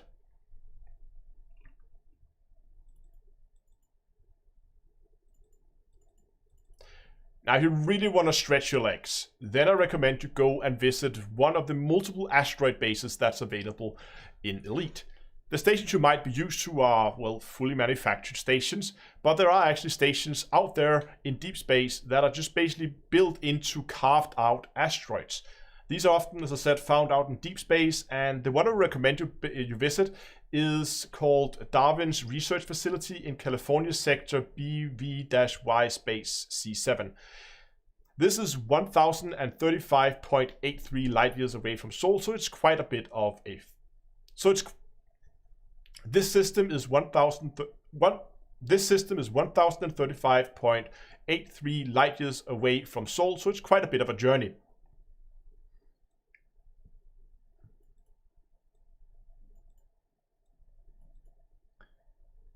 So while this is located inside the California Nebula, because this is located inside the California Nebula, this is a good chance to go and visit an actual proper-sized nebula. And the journey out there is going to be pretty fun, as you can see every single jump how the nebula just get bigger and bigger and bigger in your windscreen. On your way out there, I do recommend you stop by the BD plus 30 space 32. On your way out there, I do recommend you take a stop by the BD plus 30 space 623 system, where here you can visit the Little Blue. This is a blue star inside a would probably be a planetary nebula, which would often you would expect this. This is a big heavy blue star inside a tiny little nebula. It's probably like a remnant from like a. This is a heavy blue star inside what looks like a tiny nebula. It's probably a remnant, or supposed to be at least a remnant from a dead star. So it has this really weird blue hue in the area, and it's just a really cool system to visit. So if you're heading out in this direction anyway, I'll recommend to take that as a little pit stop along the way.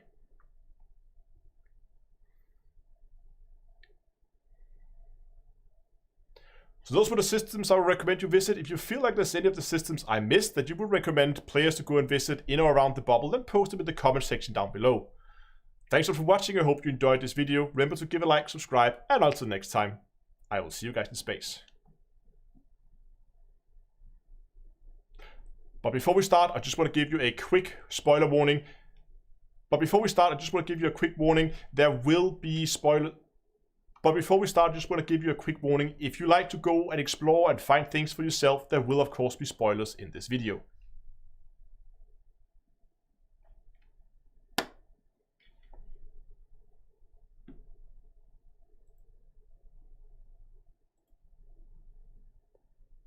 There we go.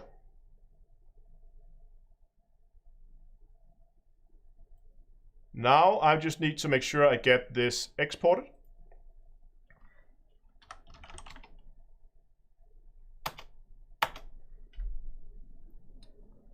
And I'm gonna do the editing over on the other screen so you guys can watch along. What I'm doing right now over on the streaming PC here is, actually we can see it here. I'm just basically connecting to the NAS over on this server as well. And I'm just gonna try to find where on earth I put this. 5 things in Elite every new player should visit. Here we go. Okay, and then I'm just going to transfer. You can see now the files here being transferred. I have the main face cam video coming in here. I hope it's going to work because normally I record with a different software than the streaming software, but I hope this is going to work anyway. Okay, so we have that ready there. So what I'm just going to do now is I'm just going to get Audacity.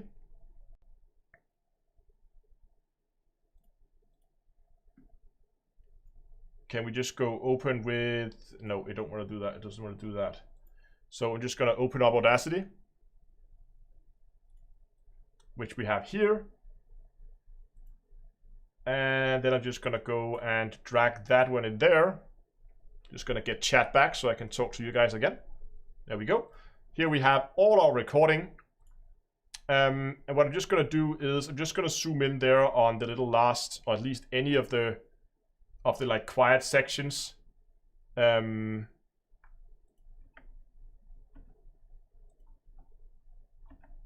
just going to take that section there. We're going to go up to effects. I'm going to go to noise reduction. We're going to create a noise profile. Going to select the full track, go back into noise reduction, and we're going to apply that noise. Look at these. I don't know if it shows. Oh, you can't see anything. Sorry. There you go. We're just applying the noise profile. So that just means that, yeah, I need a screen change. Sorry.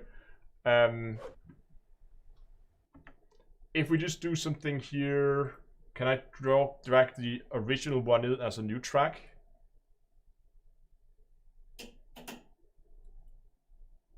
Oh, did that crash it? No, okay, it's importing. Fair enough. Oh, no, that's the wrong one. Ha ha ha ha! Beautiful. I dragged in the wrong file. That was the video file I extracted the audio from. There we go. There we go. So now we have the same track. The top one we have applied the filter to, and we haven't done to the lower one. You can actually see it here, especially if I scroll a little bit. You can see how this track is more noisy than this track. And if we just listen to the quiet parts here. So I'm going to mute this one. And then just look at the audio meter up here. You can see how the ground floor is sitting at around minus 42 dB at the normal track. If I take the one where we applied the filter to, now we are pretty much down at like minus 50 dB. So we definitely, what's happening on Twitch? Hold on. Give me a second. Just gonna get rid of that. Oh, it's Malik here. Oh, hey Malik. Hello.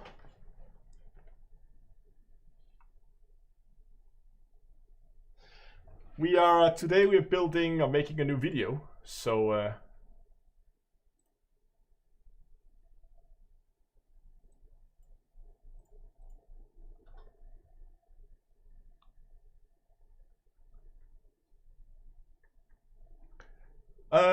what I'm just gonna do is, now that we cleaned the audio a bit, we're just gonna dump it in the correct folder.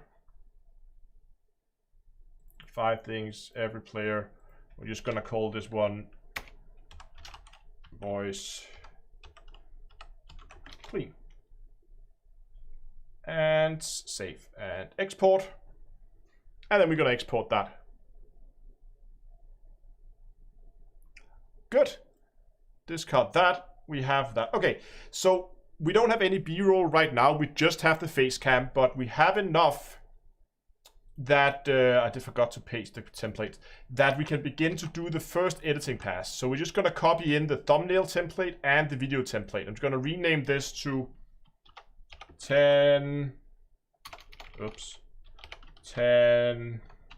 places you should visit. Okay, so now we can get into the actual editing part. So let's just go ahead and let's fire up Vegas Pro.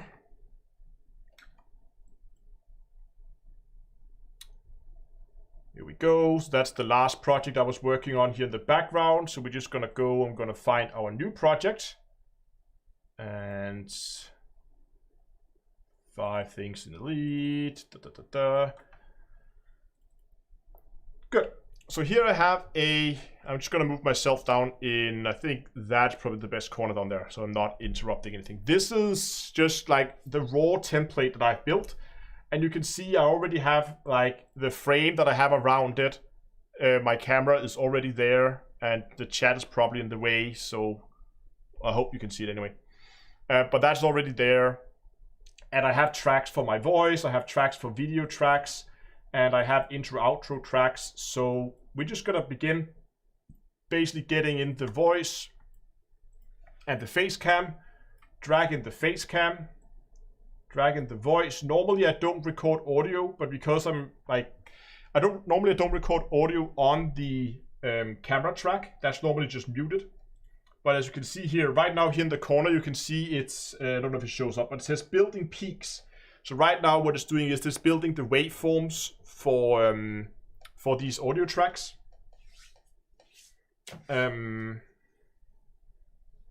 So there you can see now it's done, but you can see we actually have an audio track on the camera track and we don't want that. So you can see here that that's been muted. It's here, it says that the volume is -infinite, aka muted.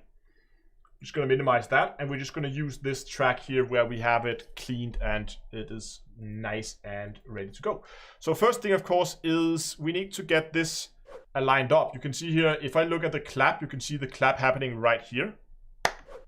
And that does not align. That does not align with the clap that actually happens. So what I'd like to do is just position my cursor here at the last frame before the clap happens. Then take this track up here and just begin, zoom in a bit, and drag that until that's the frame where the clap happens. So now, there we go. So that is done. One other thing is when you do very long recordings like this, sometimes audio and video can be recorded at slightly different speeds, and we're just talking basically like frames, but over a very long recording like this is a 20-minute recording, it's not too bad, but when you're doing hour-long recordings, which I sometimes do, then it can be noticeable so that you get a desync towards the end of the video. And we might be able to see it here. It's probably not going to be noticeable, but just look at that clap at the end.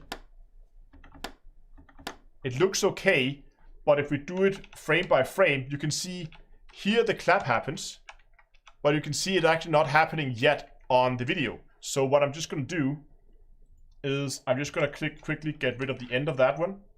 position the cursor again, last frame before the clap. And then I'm just gonna shrink this, so basically speed this video up a little bit until it matches. So now that clap happens at the correct time and that clap happens at the correct time. Perfect. So now that we're done with this, what I can do is I can select all the video tracks and I click the G key. That groups them together. So now if I take one and I move them, you can see here how they move together. So that means now that they are aligned, I group them together so that I don't accidentally drag one of them out and desync my video. And it also means if I click one of them and click split, it will split all the tracks. So they're basically just behaving as though they were one track. So now we can go ahead and do the first editing pass. One thing you may note is that the frame here is not actually fitting within the, like my camera is not fitting within the frame. And that's because I'm recording at a 16:9 aspect ratio, but the frame is a 4:3. So I'm gonna go in here to the crop and I'm just gonna select the default 4:3. And because I have made a template, I've already positioned the camera exactly where it should be. I've already positioned this frame here. If I go into track motion, you can see it's been positioned where it should be, so that it fits within the frame. So this is just to optimize my workflow, that I don't have to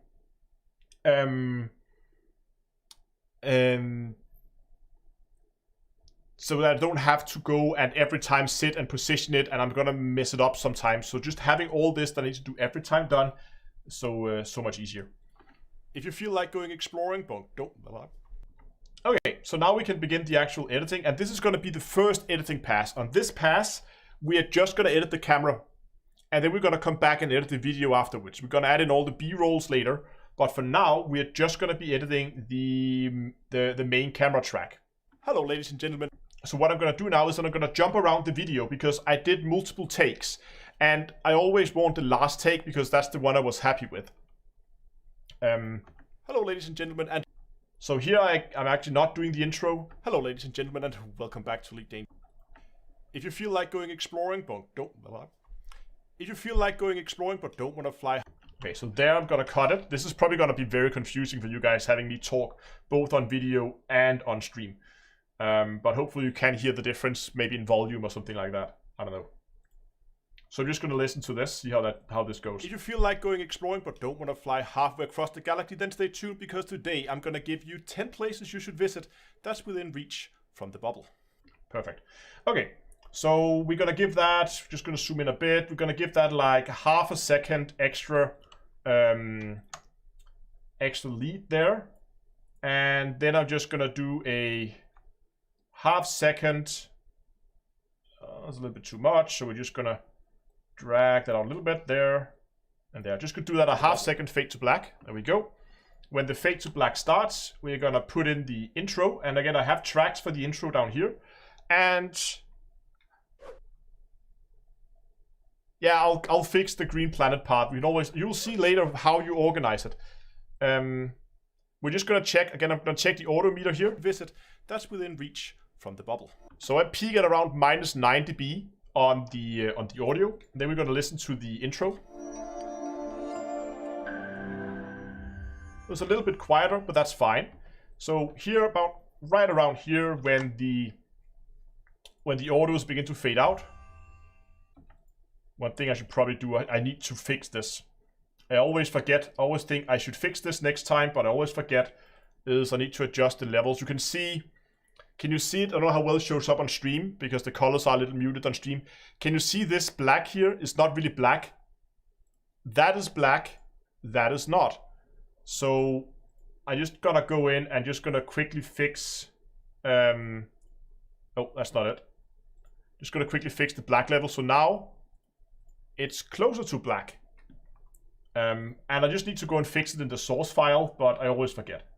So we're gonna fade in the audio as we fade out the camera.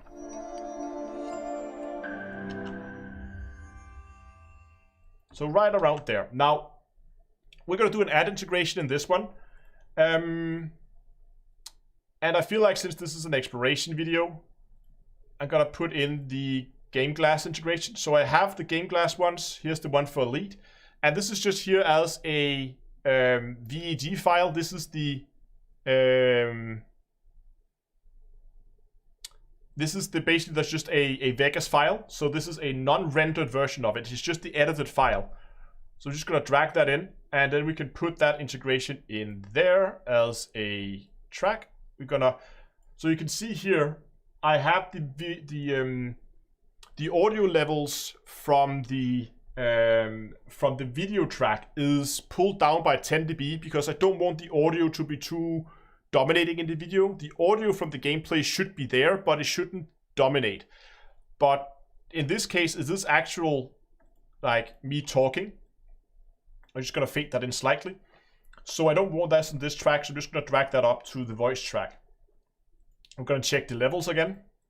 Today's video is brought to you by GameGlass. So you can see this one was at plus or minus 6 dB, so it's a little bit too high. So we're just gonna pull this down. Let's just pull this down by like, I don't know, 4 dB. Today's video is brought to you by GameGlass. So that's better.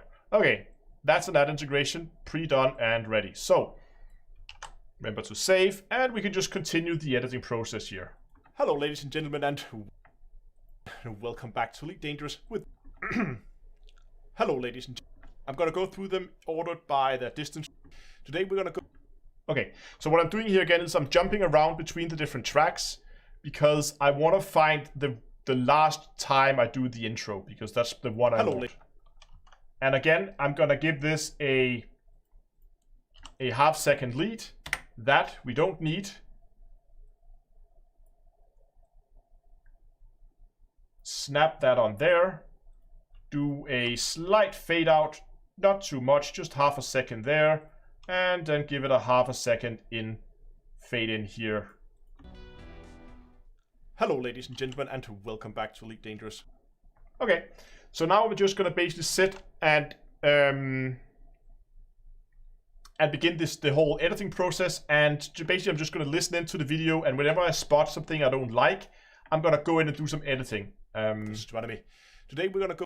So there's quite a bit of a pause there, so we're just going to cut that out. Today we're going to go exploring, and we're going to be visiting 10 places that you can visit that's either within or very close to the bubble. So if you don't feel like flying thousands of light years, then this video is for you.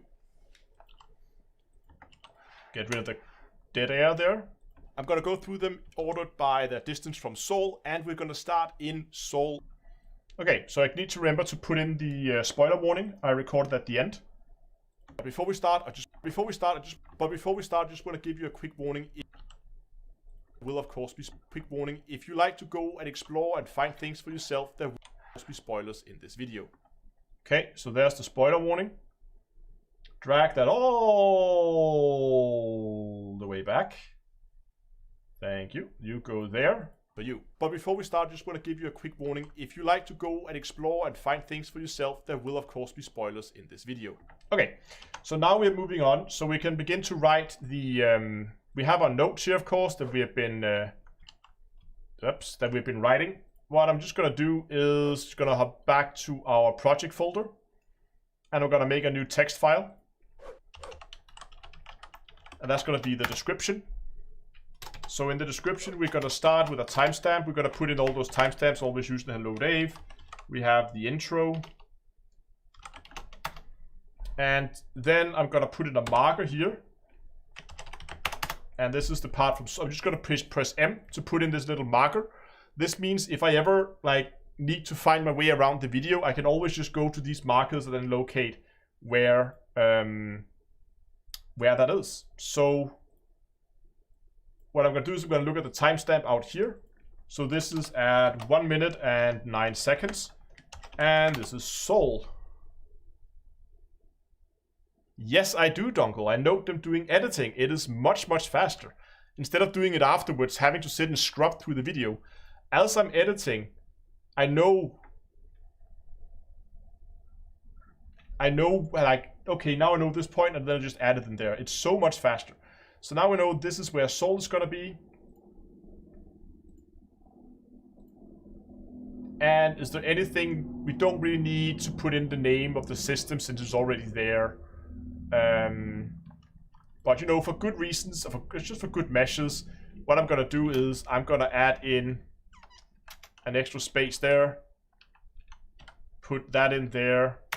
and then just put double spaces in. So people have these available. We're not going to do the tabs. The tabs doesn't work very well on YouTube.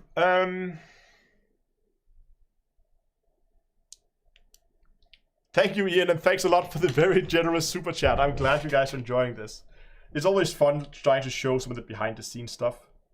Okay, so let's listen into the Sol part. I'm going to go through them ordered by their distance from Sol, and we're going to start in Sol itself, our solar system, which is of course also available in Elite Dangerous. So that part there is useless. There's nothing like Sol, our solar system, which is of course also available. Like, okay, our solar system is maybe okay, but is of course also, that's kind of implicit with the fact that we're going to visit it. So people should already know, yes, it's an Elite. So that part there is not needed. Which is of course also available in Elite Dangerous. So let's get that part out there. System. Here of course we are 0 light years from Sol, since we are within the system itself. I should say that this system does require a permit.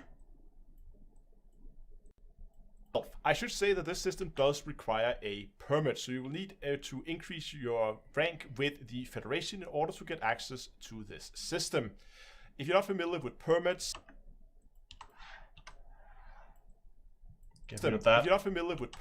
there are some systems that are locked, and some of these locked systems you can gain access by getting good relations with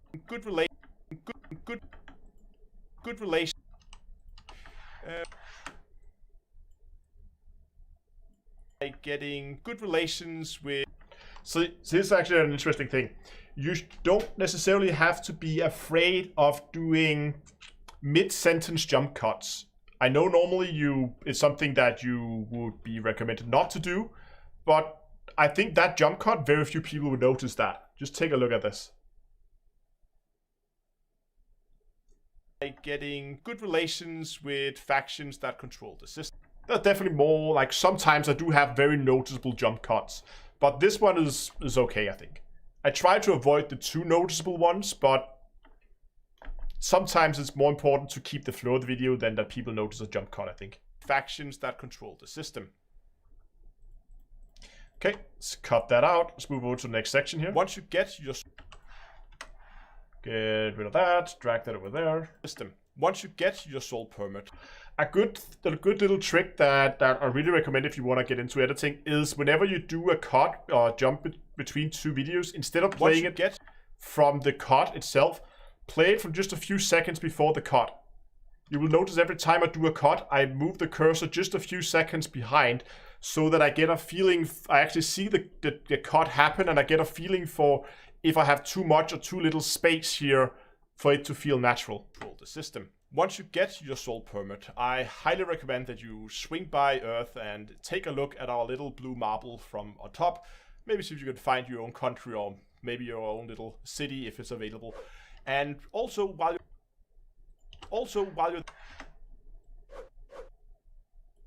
own country, or also while your own country, also while you're there. See, that's a very noticeable cut, so we see we can fix that. Gonna be a little more careful with this.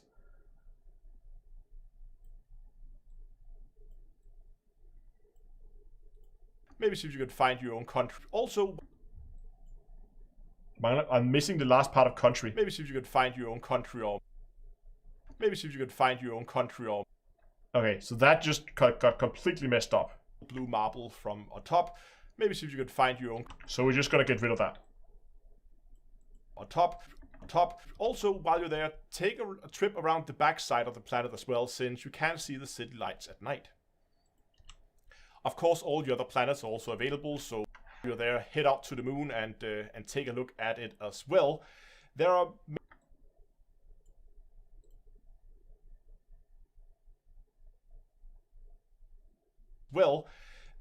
many other locations. That I would recommend you visit, but the Mars part, remember, I thought that got a little bit messed up. We'll see if I can fix it here in post. Take a look at it as well. There are many other locations that I would recommend you visit, but when you are here, go out to Mars, because it's actually quite different in Elite than we have it in our solar system today. See, Mars in Elite has been terraformed and therefore looks vastly different than you might be used to. if you feel like taking a little bit longer trip, I do recommend you go out and you find the Voyager probes. The 2 probes sent up in the 70s with the gold LP with images and sound from Earth and little gold plaque on the side. Highly recommend you go take a look at those, since I already said that, so we're just gonna get rid of that part. Next on our list, we have Hutton Orbital located. Next up, we have Hutton Orbital. Okay, so now we're done with the Sol part. Flag on the side. Next up, we have Hutton. So we're gonna move on, and we're gonna talk about Hutton Orbital. And Hutton Orbital is happening at 2 minutes 25 seconds. And we're just gonna get those 2. So we have the system name, and this is from Sol.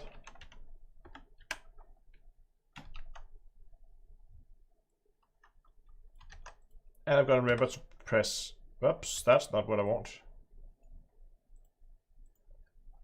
Press M and add a little marker there.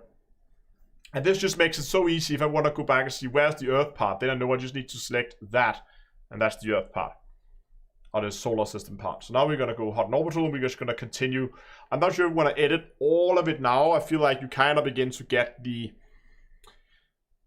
main feel for it. Just going to extend that out there.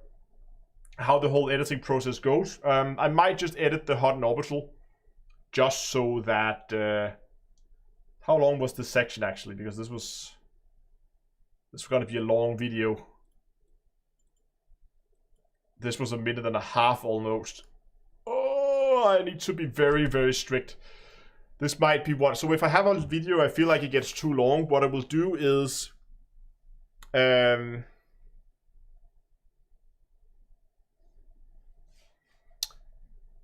what I do is I would edit the whole video one time, and if I feel like it's too long, I will go back and I will do a second pass on the video and begin to narrow it down even further and be a little bit more strict and a little bit more hard on myself with what parts is needed and what parts is not needed.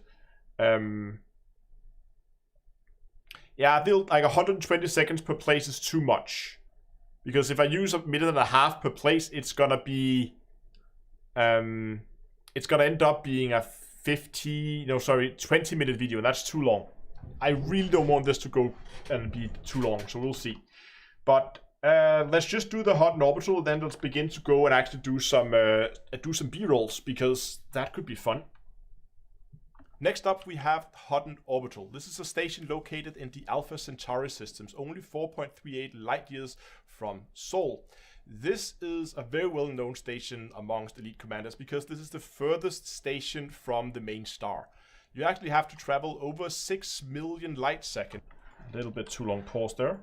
You actually have to travel over 6 million light seconds in order to reach the star, or well, 0.22 light years. This is a trip that can easily take over 1.5 hours, depending on whether you use Supercruise Assist or not. Forget about that part. Hutton Orbital is actually so liked by the elite community that a group of players has formed around the station called the Hutton Truckers. These are space. Hutton Orbital is actually so liked by the elite community that a group of players has formed around the station called the Hutton Truckers.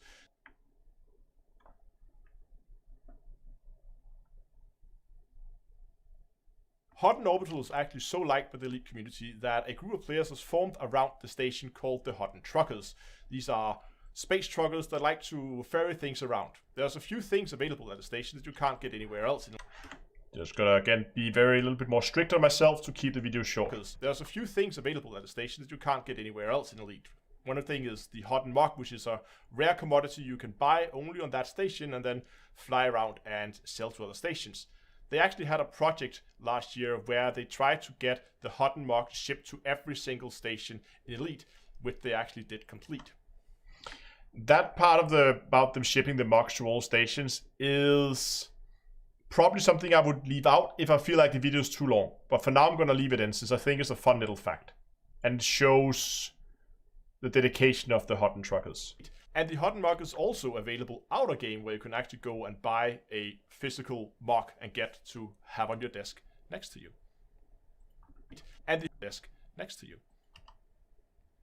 And you may have heard rumors about Free Anaconda out at Hutton Orbital.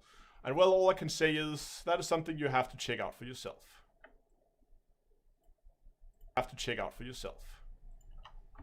Okay. That wasn't too bad, actually. That was a minute. I thought this one would have been a lot longer. The next location on our list is Minred Hollow.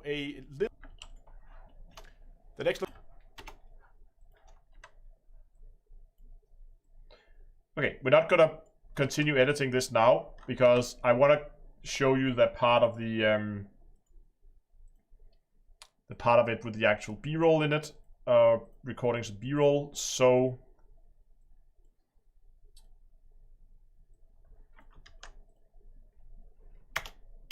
just gonna see here, this is at 3 minutes 30 seconds. We have Minred Hollow, and we're just gonna again copy this, put this there,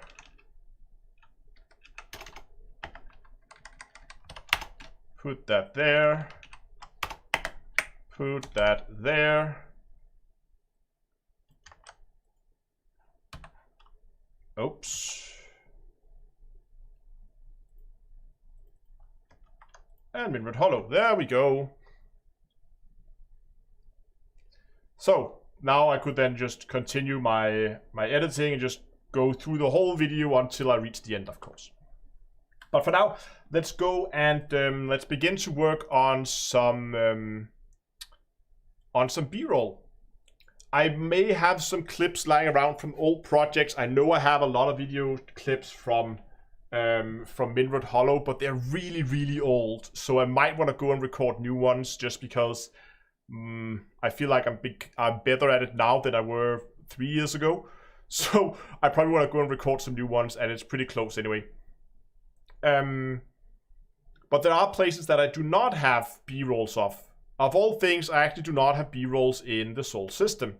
So I feel like in this case here, I'm just going to begin creating folders where we can put B-rolls in. So we're going to need one for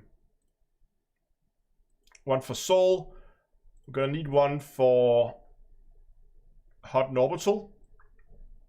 Now, Hutton Orbital, I have video because Dongalora took me out there and I got some video not too long ago. I just need to figure out where it is.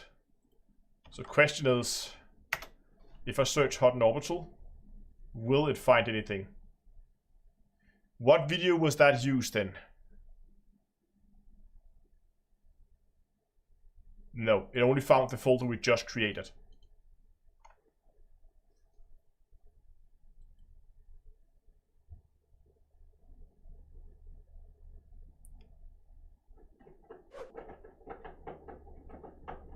I need to think, what video was that in?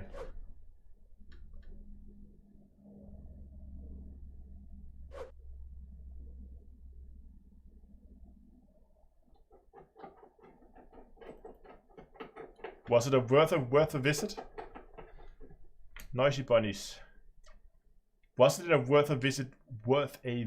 Wow.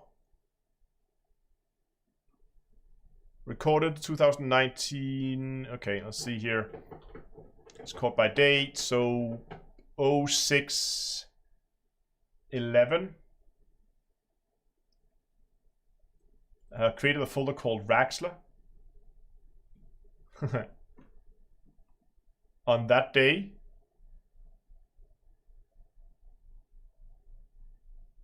No, I think I used it as B-roll for something. Maybe, you know what? I might have put it in here. Horizon State. Yeah, here we go. Look at that. They are in here in my stock footage section.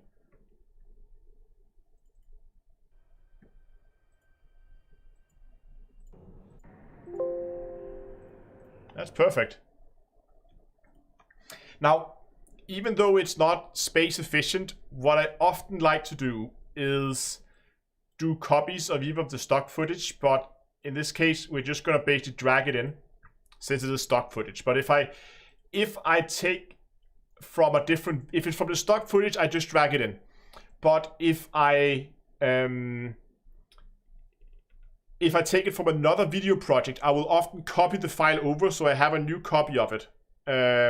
Because if I ever need to move that project, I know I can just take the whole folder with me and I will have all the video I need. It's not space efficient having the same file multiple places, I know, but it's easier for me to find, to organize my files that way.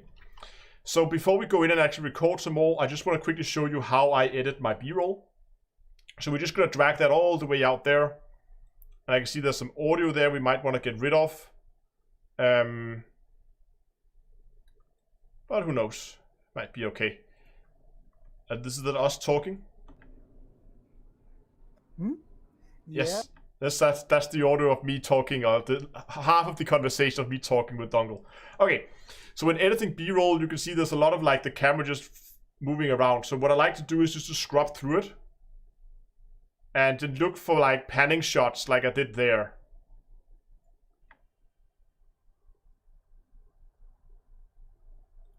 And then what I do is I see where does the pan start? Starts there, let's put a split in. And then follow the pan, keep on the pan. When does the pan stop?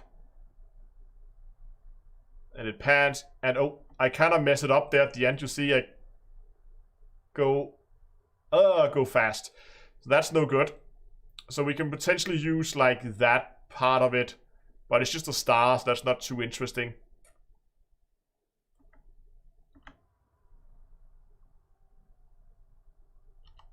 There's a little pan there, so let's get rid of the first section there.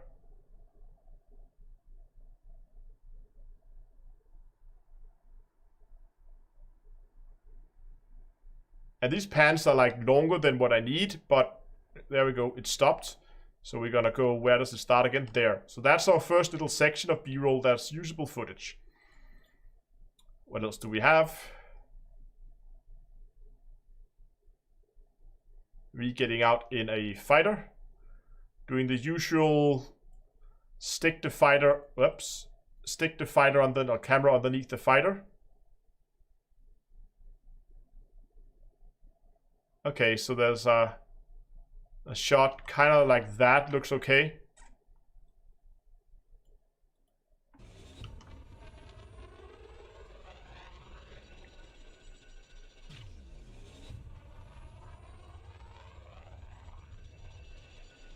Yeah, I'm definitely gonna kill the audio on this one, and then we're gonna put in something else afterwards.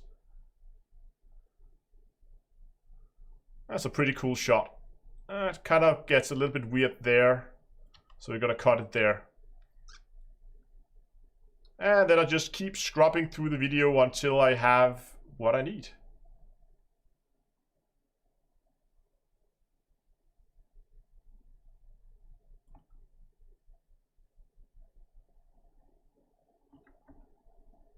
I like it from kind of there. It looks pretty good.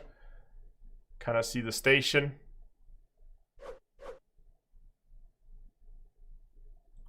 Until it kind of stops and starts that side flip, so that part there we want.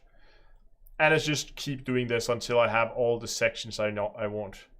Okay, we have a sideways pan here.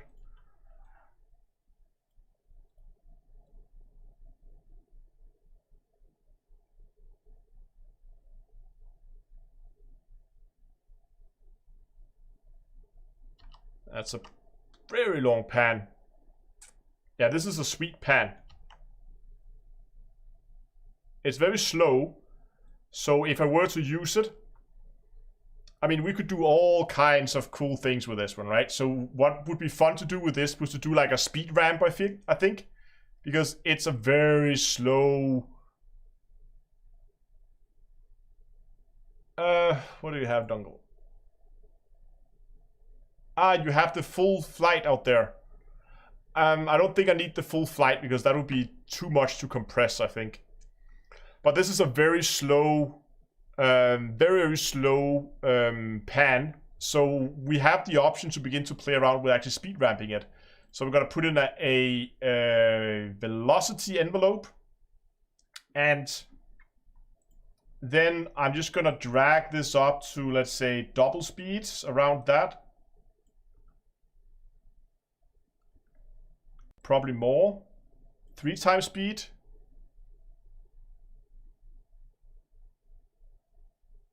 So what do we want? We want it to be like... Actually, you know what I want? I want it to start quick. Let's just go like 6 times speed.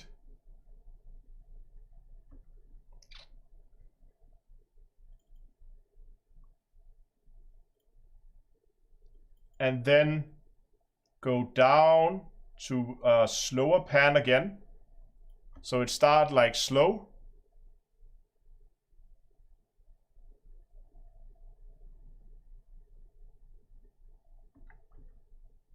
That's too long there.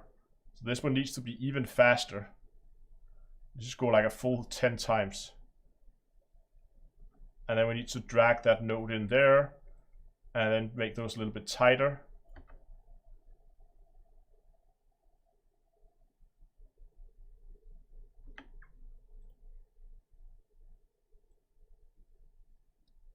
I want to find a good spot to start the slowdown.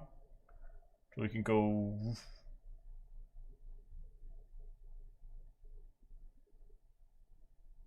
Maybe this is actually an okay spot to slow this way down to like that. And then let it stay slow for a bit. And then just, again, really speed it up there for the last section.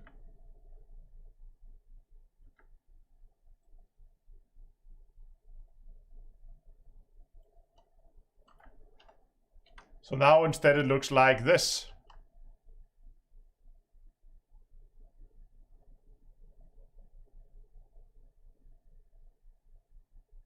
I don't know. You can play around with it. I don't know if I like it like that, but I might make some changes to that in the final edit. What else do we have? We have more me flying, like we have an orbit.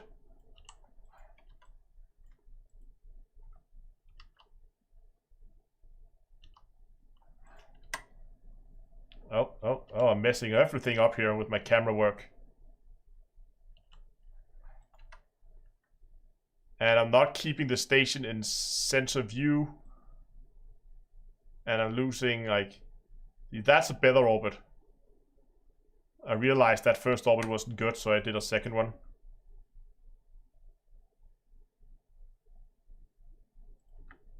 It's a short one, but I might be able to use it. Oh, like, I like these kind of shots as well. Where you just like, oh no, wasn't it longer?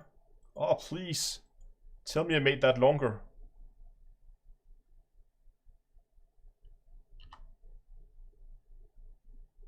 Okay, that's a little shorter than I would have liked, but it will have to do.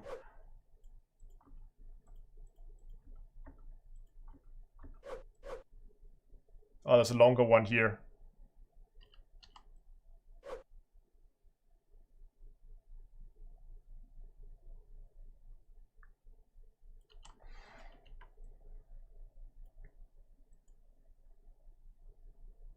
Yeah, so the problem with slowing it down is it's already moving very slowly. And if I recall correctly, these video clips are recorded at 60 frames per second. So while I can do a little bit of slowing it down, if I begin to slow it down too much, especially on panning shots, it's gonna begin to look choppy because it's recorded at 60. So if I slow it down, it's gonna, let's say, to just half speed, it's gonna be playing back at 30 and it's gonna look choppy. Especially if you go from like a sped up shot that's like extremely smooth because of all the frames we have, down to something that just it's noticeable, right? If I come from something like this, like a fast moving shot, even the slow one here, it will look choppy. So that's why I'm there's always the difficult part. This is why when I record video, I record at 1440p 60 fps. That means that my finished videos are 1080p, and And that means that because I'm recording at a higher resolution than my finished videos is means I have the option to crop in on the video and select a smaller area if I want to. And that's useful for tutorials if I want to show a specific part of the UI, stuff like that. Then I can crop in on it without losing too much detail. And what I can also do is, of course, I can speed up the tracks. The only thing I can't do is slow down the tracks. If I want to be able to slow down the tracks, then I need to record at 1440p or 120 frames per second, so I can slow it down to half speed. Right now, I record at 4K, mainly because my monitor is only 1440p, and it's rare that I'm going to need that level of resolution. So, I mean, it doesn't matter if it gets a little pixelated when you zoom in, because it's so rare that I do these zooms and the crops that I need that. But when I have it, it's just nice to have a little bit so I can zoom in just a bit.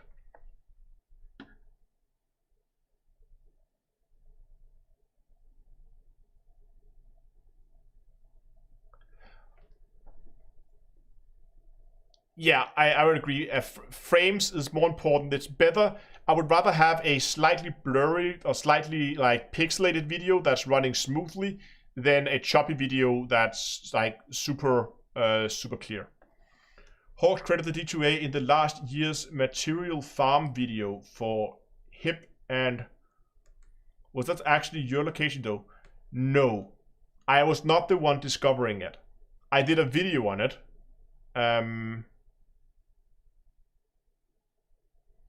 But I wasn't the one discovering it.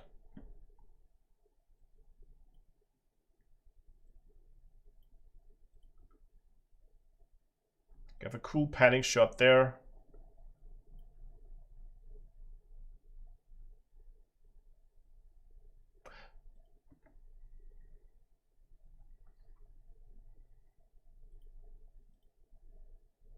Yes, and good audio is even more important. Let's just see where the starts there. Zooming in to... Oh, when does the fade start? Fade starts there. So we're gonna take that part and save that. We have some views from inside the fighter. I'm not necessarily interested in those. What else do we have here?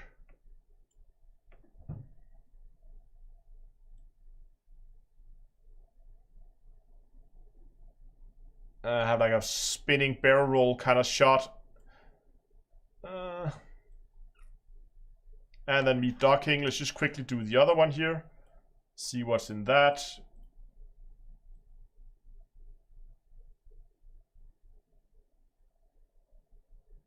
Oh, that's a cool shot.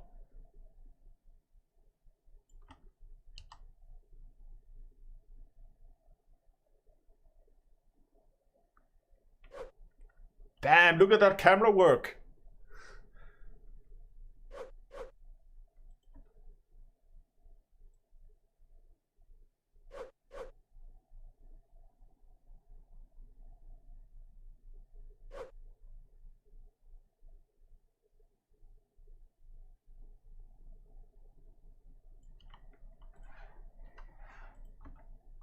I feel like this one could just basically be sped up and just look really good.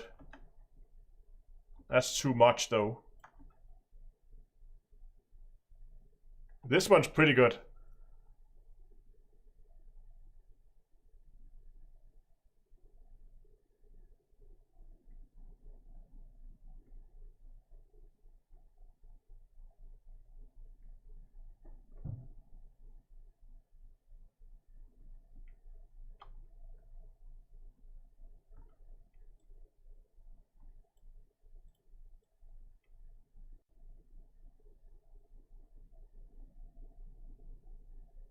We have some planet side stuff. We have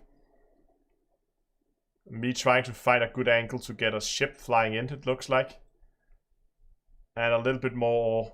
Oh, we have a ship landing here. We have a Dungalore landing. Let's see if we can... Okay, let's just try to see if we can follow that shot in, see how that goes. Okay, that's definitely me positioning cameras right now, so we need to cut that away. Still trying to figure out how I want to do the shot.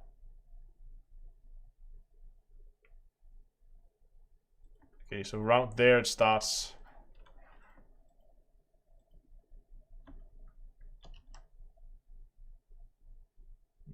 It's a little bit, need to wait for the ship to actually move for it to look natural.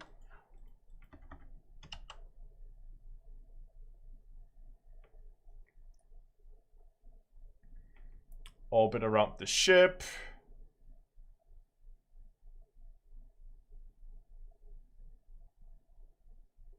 Follow it down, follow it down.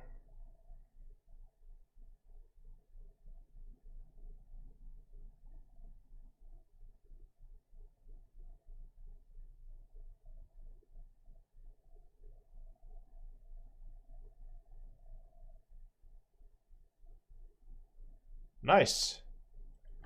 We landed. It's a long shot, but I don't want to speed it up too much, but just giving it like a little bit, I feel like could add a lot to it. Is this live? Yes, it's very much live.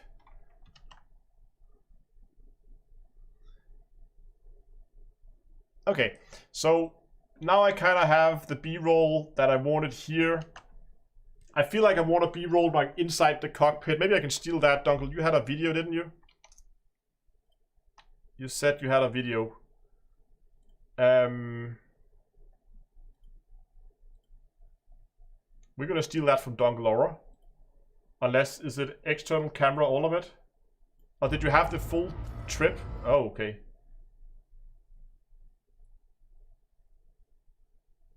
Okay, so it's like triple camera thing. Okay, but I can do that. I just want a clip from the start of the trip where you can see the distances and that kind of stuff. Okay. Let's go. And what we're gonna do is we're gonna take all of this and we're gonna drag it into the hot and orbital section of the video, which is this one. You can see we have more B-roll than we need, which is good. So that means we have...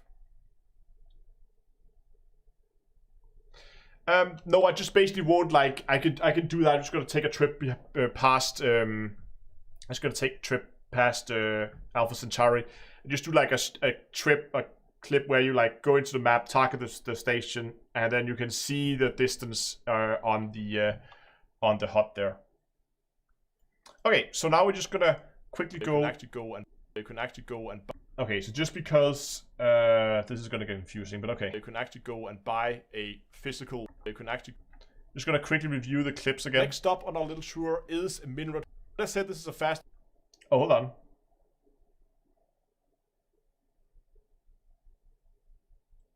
Oh, that's Minrod Hollow. Yeah, that's fine. Fine. So, you know what? Let's just go and get that clip that I need in game. Before we move on. Because I don't know how long it's gonna be. And I want that little section there. So, I'm just gonna quickly swap over to something a little bit more fun to fly. Let's go with a one-way trip.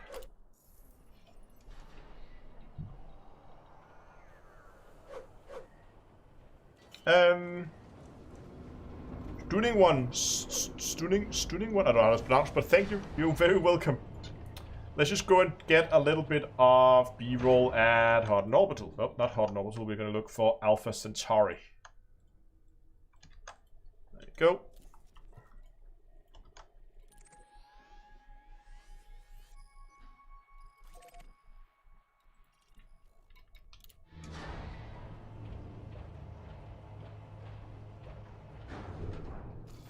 Oh, can I actually make it there in one jump?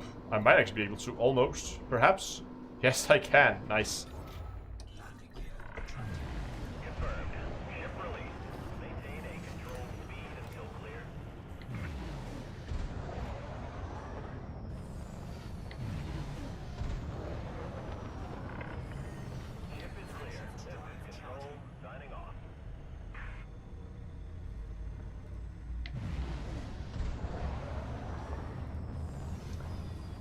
But it didn't want to jump me. Ah, okay, I couldn't make it all the way. I need to do 2 jumps.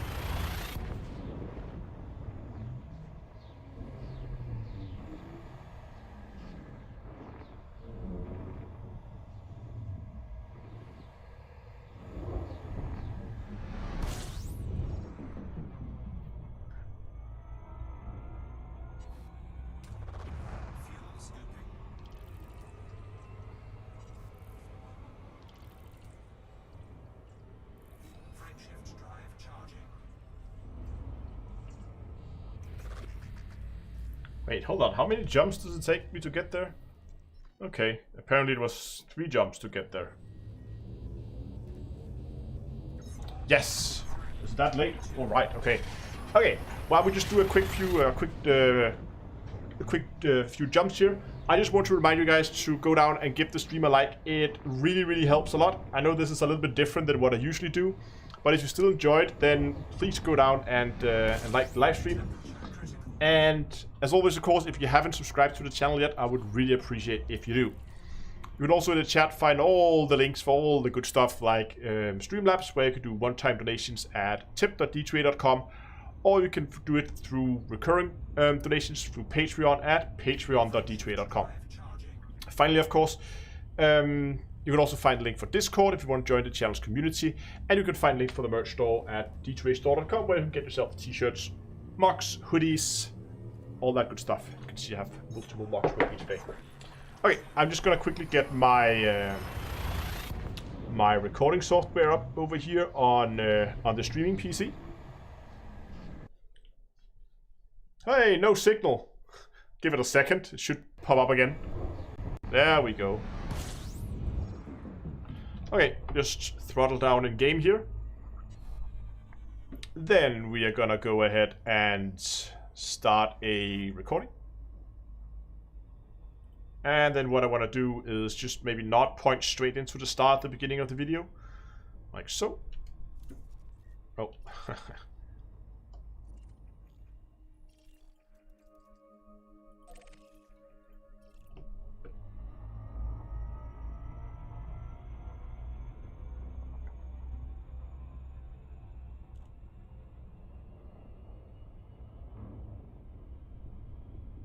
And throttle down again as we are done.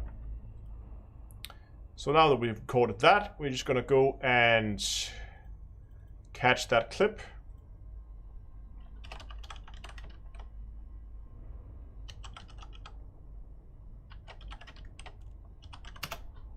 And I'm just gonna transfer just as I did with the other videos. Hold on. Only 8% of the Hutton orbital visitors get a free anaconda. Wasn't it 2.7, I think? But I get what you're at.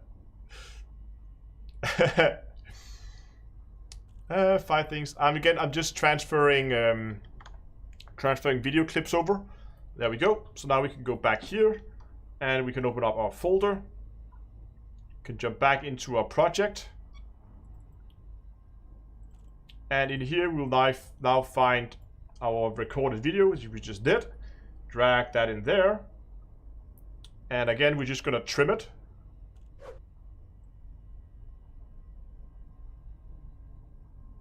I think I just want to start here, actually. Racing ship. Talk more about that in a second. And then try to undock one station. Dum dum dum, setting destination and fly, and then cut it there. So that's going to be the first little clip we're going to use for the Hutton section, I think.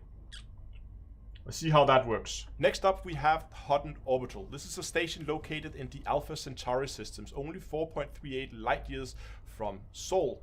This is a very well-known station amongst elite commanders because this is the furthest station from the main star. You actually have. Okay, that worked okay. I'm just gonna get chat back over in the other screen. There's too many windows today with all the stuff we need to do.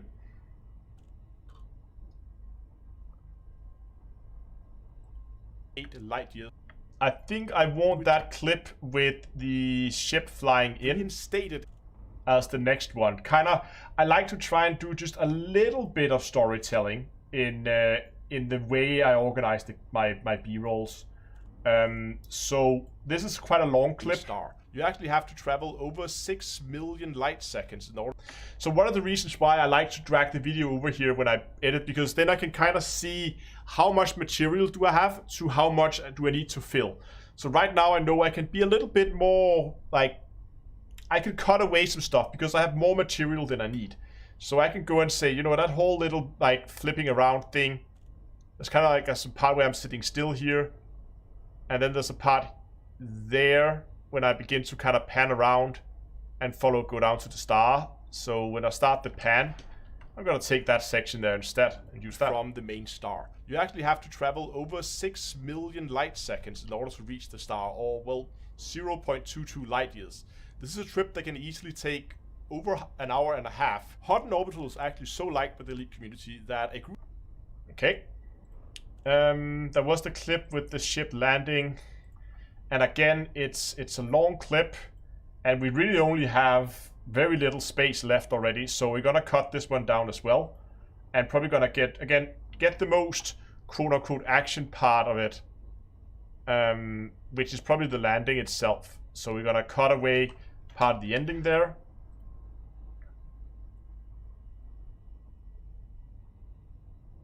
And then just take that part, and maybe the pan where we pan from the ship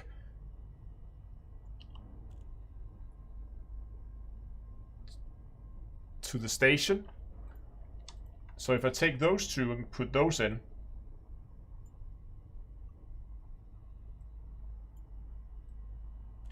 see how that works? Over an hour and a half. Hutton Orbital is actually so liked by the elite community that a group of players has formed around the station called the Hutton Truckers. There's a few things available at the station that you can't get anywhere else in. Okay, I don't like the jump cuts. Sometimes jump cuts are okay, but here I kind of want a little bit more of a smooth transition, so I'm gonna give it a 1 second fade. Liked by the elite community that a group of players has... It feels like that's working better. Truckers. There's a few things available. Main star. You actually have to travel over 6... Here it works okay because it's so close to a jump cut anyway, so that works okay. So but here, the elite community that I kind of want a crossfade around the station called the Hutton Truckers. There's a few things available at the station that you can't get anywhere else in Elite. One of the things is the Hutton Mug, which is a rare commodity. Can I actually... Hold on. Can I find the page where they're actually selling this?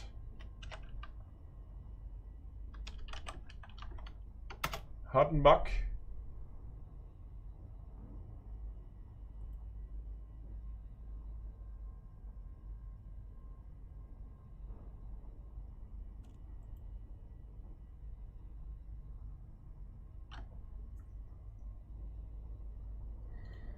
Okay, we're just going to do a very quick little recording of this as well. This could be fun to put in, I think, since we're talking about it anyway. So again, over on the streaming PC, starting a recording. Whenever I record a browser, press 11, put it into full screen mode. It just saves you a little bit of cropping in post. And then just like record me, click on something and loading up. And maybe you scroll down a little bit. And then that's a good clip. Stop the recording, F11, close the tab. And then again, I'm just transferring, where's my mouse? There's my mouse. Transferring the clip over from the recordings. I'm gonna call this clip For the Mug. There we go.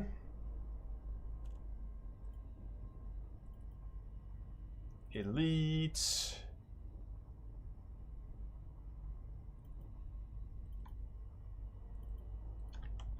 And transfer that over.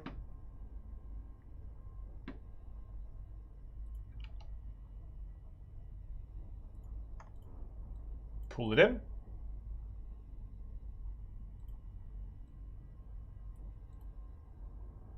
Okay, again we're gonna trim it. They actually had a project last year where they tried to get the waiting for that little icon up there to disappear before I should probably have done that before. There we go, it fades out, so now it's gone, so we can cut that away. Fly around and sell to other stations. Gonna basically begin the clip as soon as I move my mouse, which I do there. And then fly around. And again, we just give it a small crossfade. Station and then fly around and... then I can potentially just make it like so... Station and then fly around and then I'm gonna cheat a little bit here and see where do I click. There's the click. When is it done loading? It loads there, so I'm just gonna take some of the load time out to make it seems like it's more snappy and cheat a little bit. Station and then fly around and sell to other. Actually, it could be even shorter than that. station and then fly around and sell to other stations. They actually had a project last year where they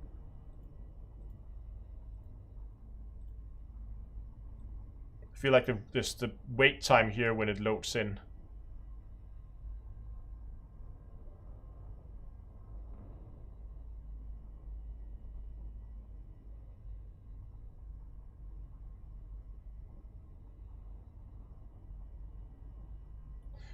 I'm just gonna get a little bit more load time out of this clip. Gonna go frame by frame and gonna cut it there. And I'm gonna move forward until it's actually loaded the page completely. There. So now it should look fly around and sell to other stations. They actually had a project. I actually want to cut a little bit more out of that because it's hovering there for a little bit too long. Fly around and sell to other stations. Still too long. Fly around and sell to other stations. Still too long, dude. Fly around and sell to other stations. They actually had a project last year. And just stop it there. Okay, that's probably fine.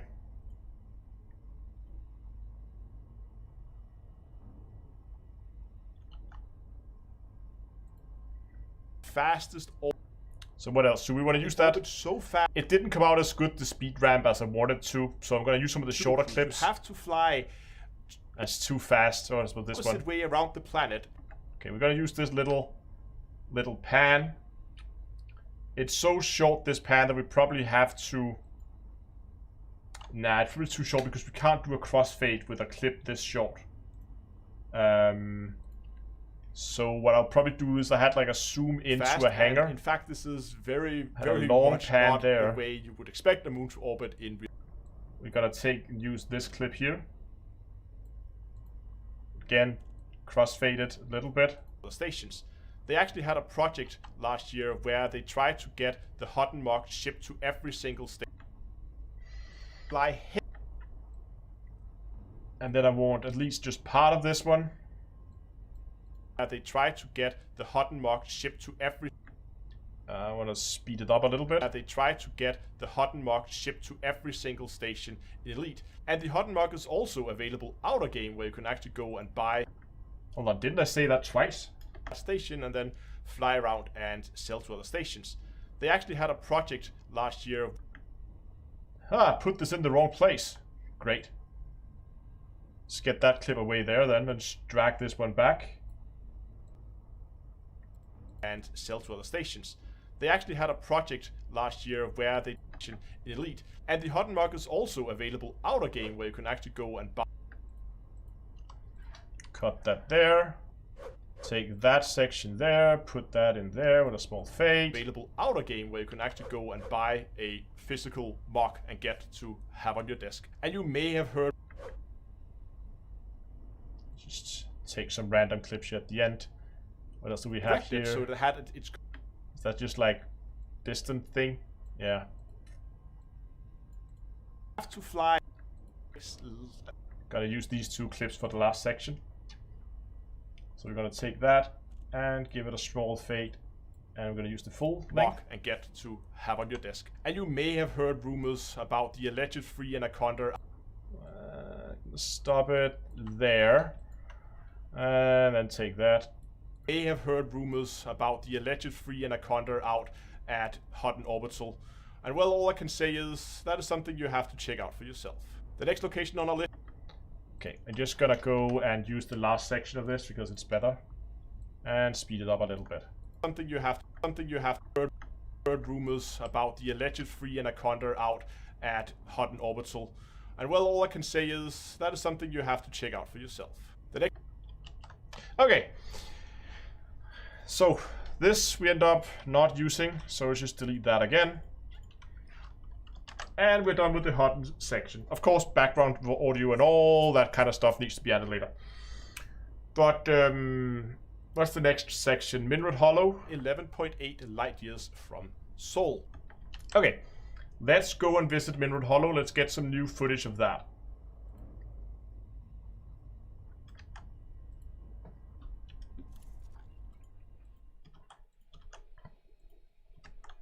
Didn't I copy it? Very close. Nice. And while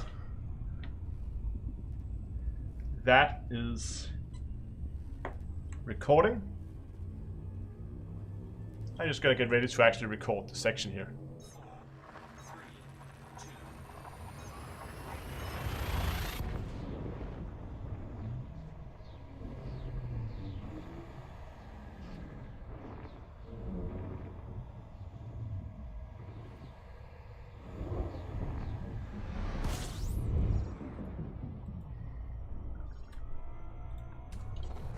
Yeah, thank you, Dunkel. So, fuel scoop disengaged.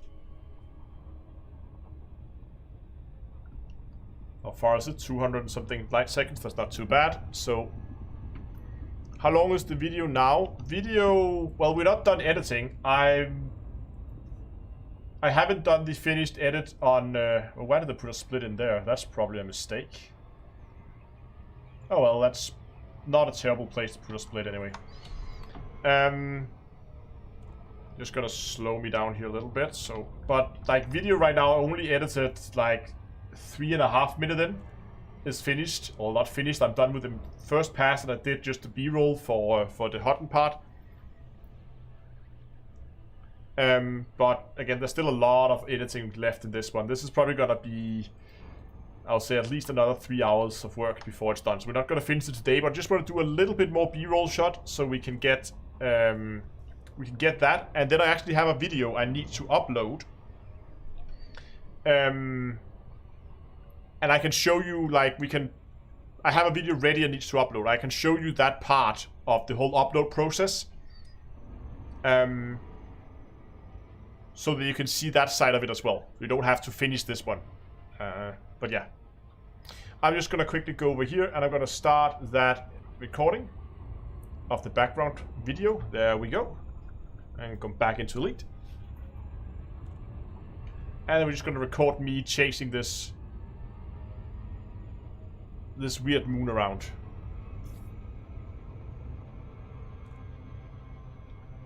Oh, I'm on the wrong side of it. I need to go around, so I'm actually chasing it.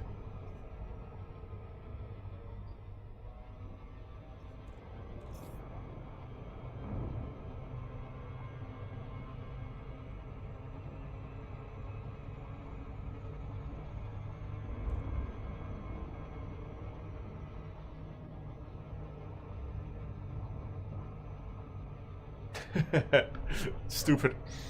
Perfect. So I got a shot of the moon running away from me. Now I need to see if I can get a shot of me actually crashing into the moon as it's coming around.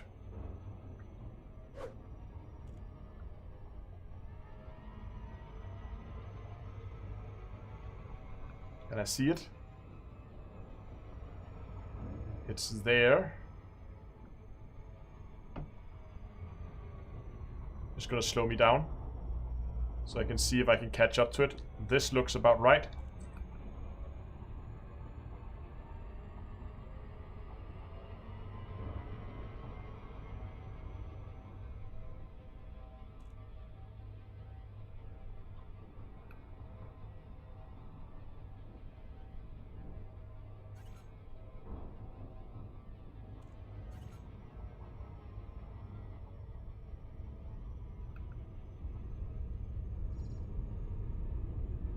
No, I didn't catch it.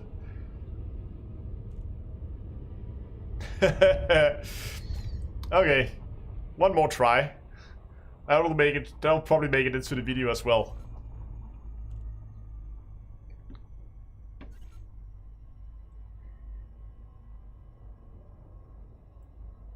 Dumb Dolly, no, I have a full-time job. This is just a hobby. Okay, come here, you little annoying moon. I'm gonna go and get some higher orbits so I have more speed authority here. So I have a full-time job and this is just a hobby right now.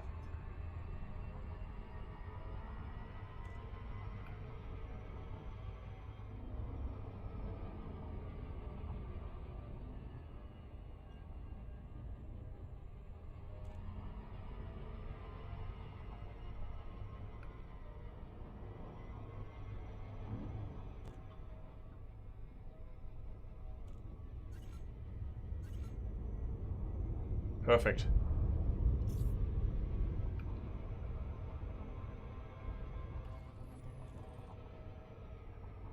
Orbital flight engaged.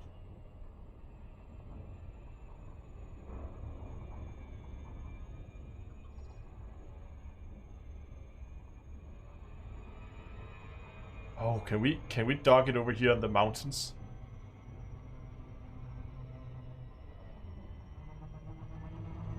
I doubt I can land, but it looks maybe it would be flat enough to actually land. Because it's right on the day-night terminator, so that could be a really good spot to land if I can get the...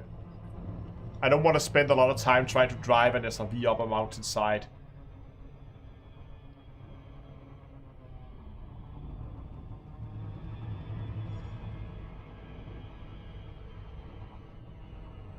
And now the planet is blocking my view.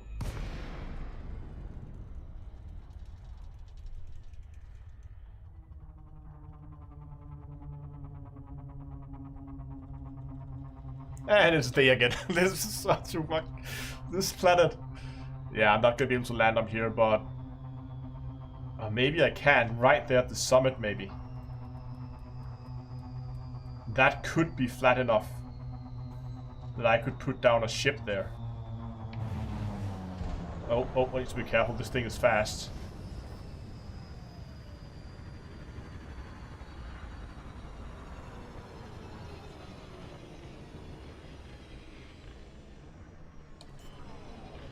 Okay, let's see if I'm lucky. I think I can find a spot to put this down. This is a small ship. Landing gear deployed.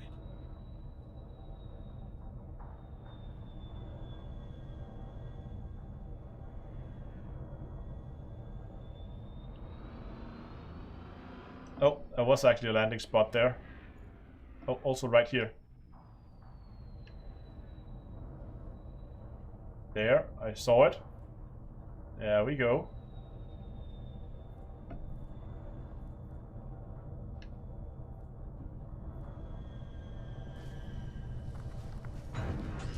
Ha! Got it.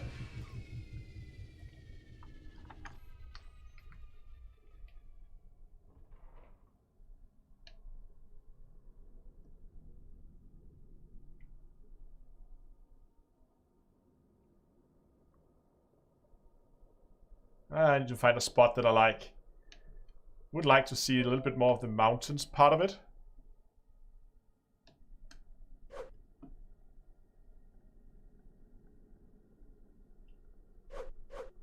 Let's just do a view of this from here, and then watch the planet come around.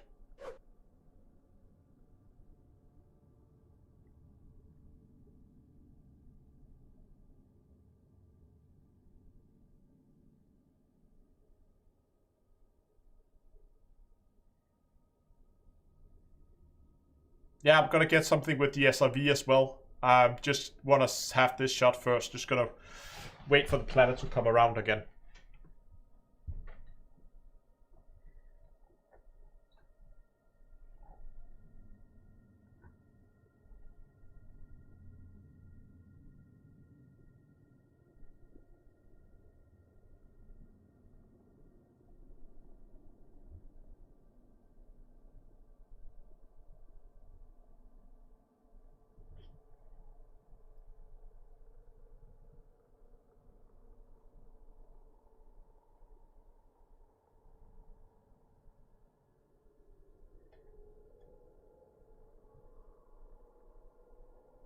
Okay.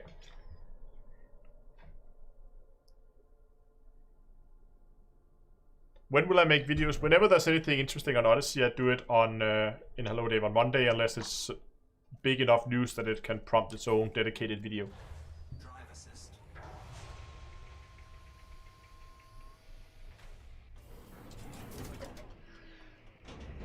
Low gravity warning.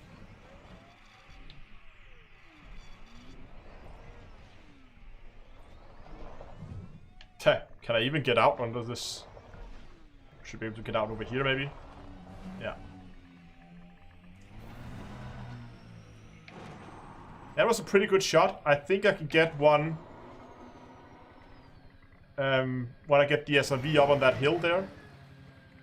I want to get one where the SRV is moving as the planet is coming up, just so people can see that it's not just a time lapse. Because you could fake this with a time lapse, but if you have the SRV actually driving in the shot, casting shadows, there's the planet.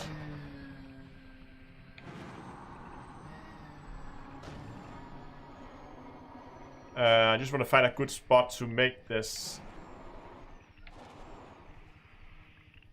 I need to be in daylight, so I don't want to do it back here on this side. I just want to get over.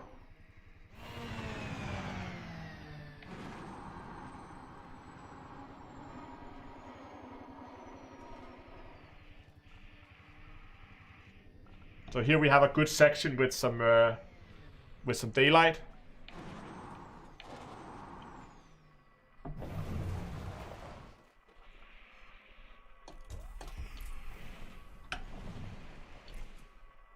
Turn the lights off.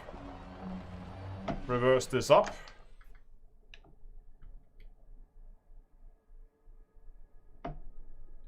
And lock the camera. Reverse the SRV. And as soon as I see the planet, I'm gonna begin moving.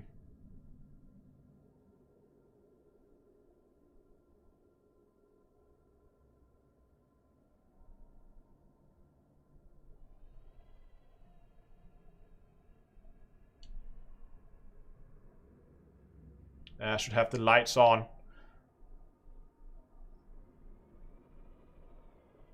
Gotta redo that shot, gonna wait for the planet again. I need to have the lights on so people can so you can see that when the planet comes up, you can see how it gets dark and the light from the SRV as it's driving across the surface. And look at that, you can see the shadow overhead as well. No, this actually, oh, the moon is rotating so fast that this is actually on the dark side now. You can see the shadows move.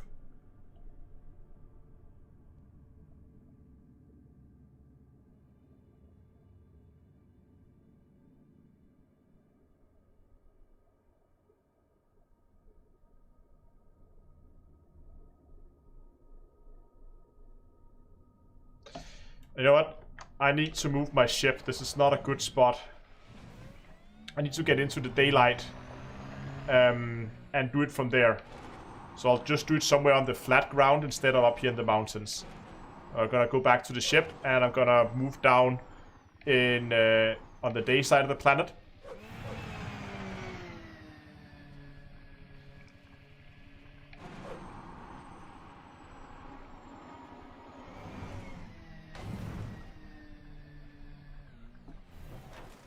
Yeah, I don't know. I wasn't too happy with the shot. Maybe I should just have continued it. I don't know.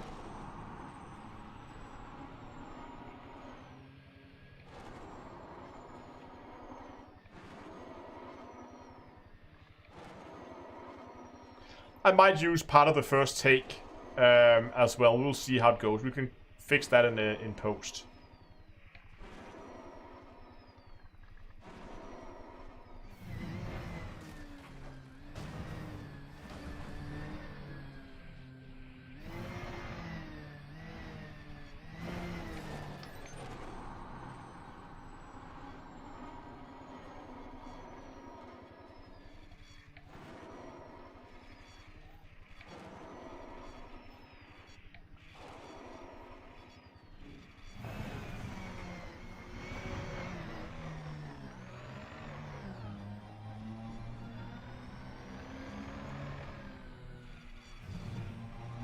And then I know I can get in from here.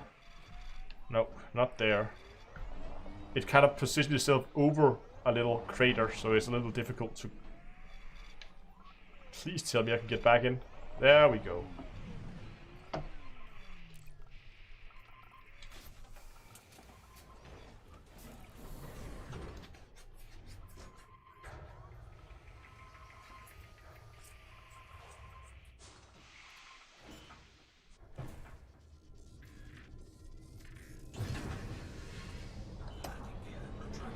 So,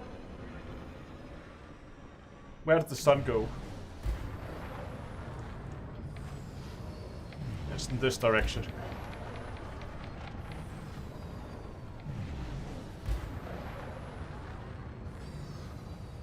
KCG, you're welcome. Let's get up into orbit, and then move. Just gonna go into orbit mode around the planet, go into the daylight, and then record from there.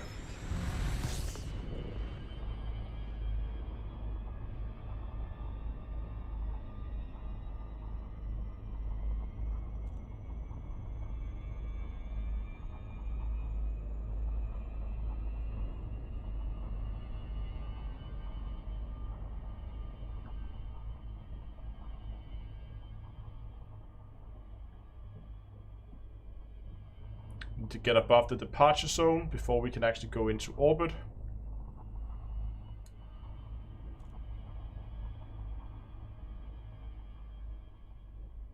You can hear it on the engines when you get past it. They begin to ramp up. So there you go. Now they're ramping up. That means we can go into orbit.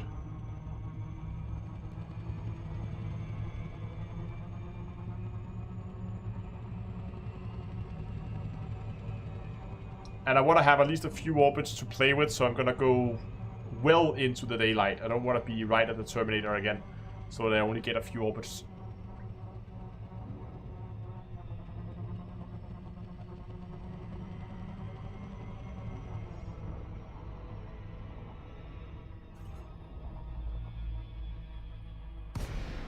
But I don't want the sun too high in the sky either. I want it to be low enough that I can get that shot of the star, of the planet kind of covering up the star and the atmosphere around the planet, that kind of stuff.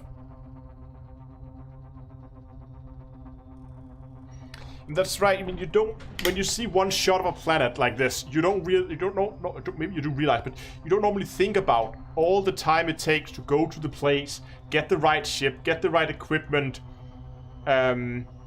figure out where you want to go and position yourself right so that you get a shot that you're happy with. And this is going to end up, I mean, this is a 1 minute section of the video, and this just takes time.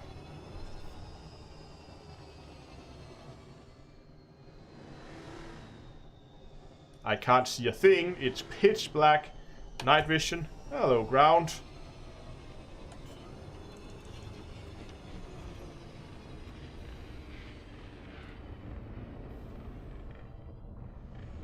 Landing gear deployed.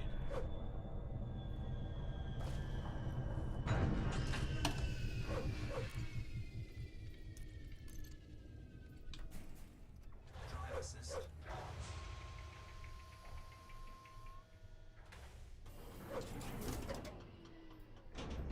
Low gravity warning.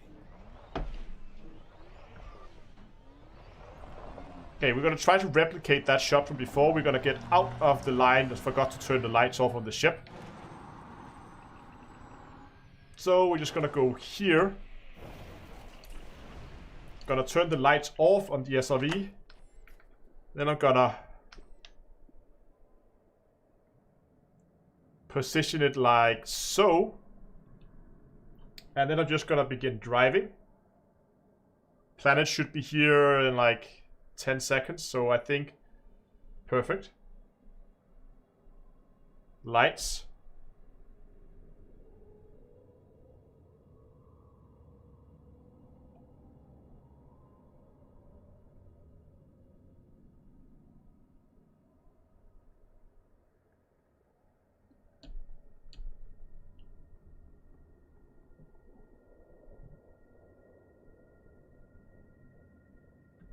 And cut. There we go, I got it. Okay.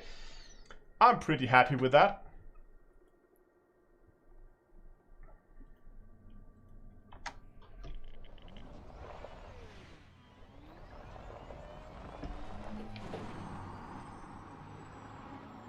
But you can kind of get, like, I would probably stay here until I'm done with the Mineral Hollow part, so I'm actually sure I have all the shots I need.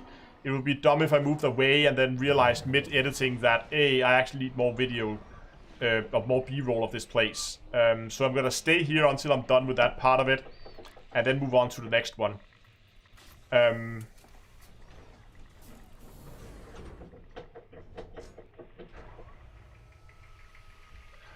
But what we're gonna do in the meantime is we're just gonna get this. Gotta make sure we have this thing stored on the server. Gonna create a folder for it. And I'm just gonna, again, same as before,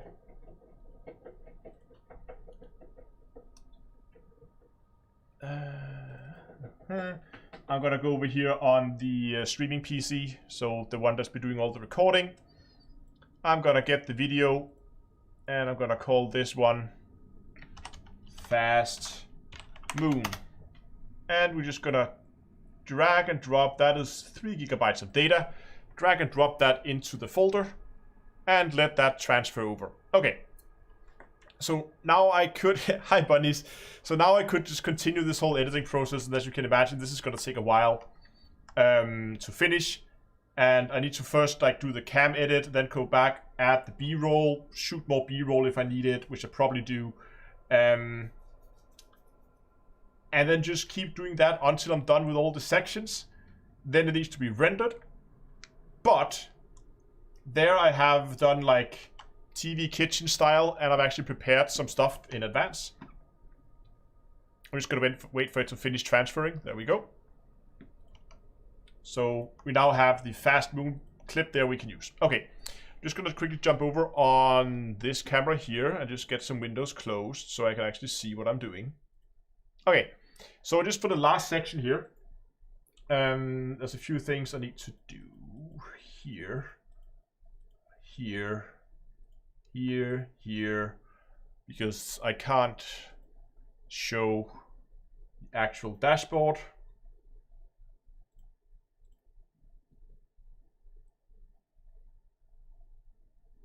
You know what? I should probably do it from this section here. That's probably better.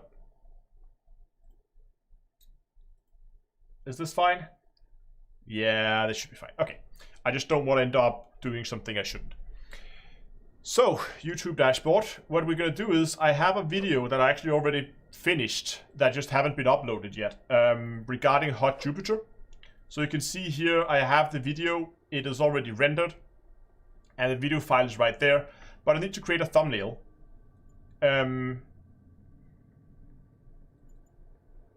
So we're going to open up the thumbnail template.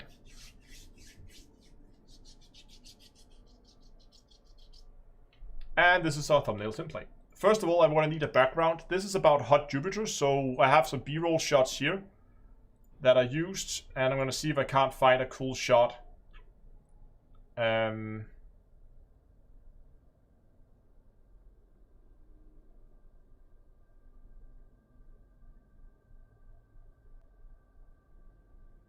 Do I have one without a ship in it, maybe? That would be really cool. Or did I not record that?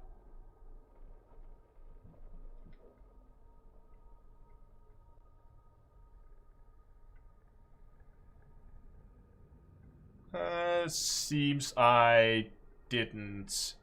I only have, and I don't want to go back. This is one of those where ideally I should have taken that, built the thumbnail while I was still in the location. But I needed to move on to actually make this video. So maybe I have something in the main video I can use. I have some similar shots. Oh. That is actually okay. That frame there. I'm gonna steal that.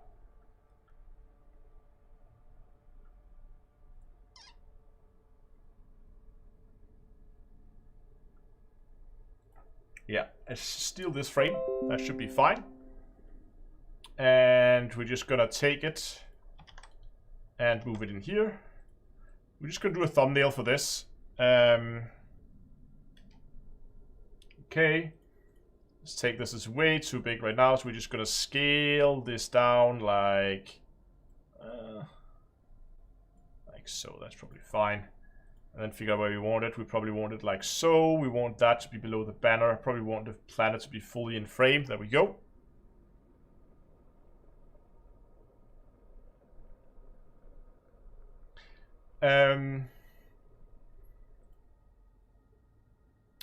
Then what I want to do is we're gonna add in like a bit of text. We're gonna go hot Jupiter. Make it white, make it bold, make it bigger. And reduce the key. Oh, reduce the keying so that it's tighter. Make it even bigger. And then just gonna like a few lines down. How big was this? This is size, let's make it 100, even 100, that's easy to work with.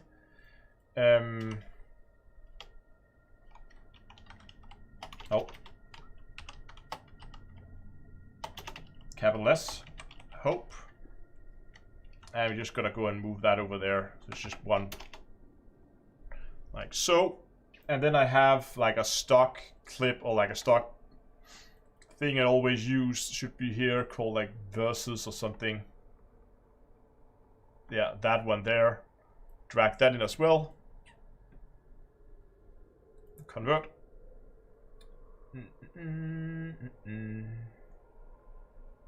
And we're gonna scale this down, so we're gonna put that there. Maybe a little bit bigger, like so. Scale it. And position that below the text. Like so. So hot Jupiter versus Daph's Hope. Should we just add another text, a little bit more text to it maybe? I think we should.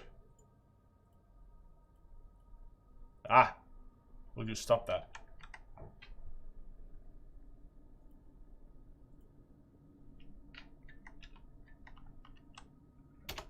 Ah, I need to, haha, hold on, give me a second.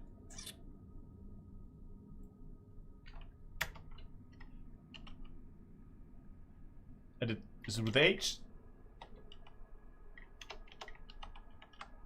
Which, not like with that, it's like that. Which is better, question mark. Is that right? Yeah, we're gonna need an engineering icon, and we're gonna add like a lot more to it. I'm just gonna want like a subtitle on it, like so. It is like that, right? Yes, I always get the witch and the witch like the on the broom witch, and just get those confused. Okay, so now we're kind of getting somewhere here. We're gonna do a lot to the text to kind of begin to fix it a little bit. Let's just do that real quick. Got a new layer. Gonna call that border. Yeah, Dunkel. I'm gonna get to that in a second. We're just gonna add a new layer. Gonna call that shadow.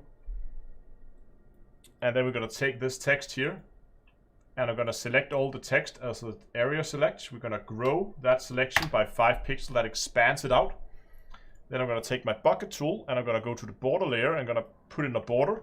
So now you can see there's a black border around it, and this just makes it easier to read, especially when it's overlapping other stuff. I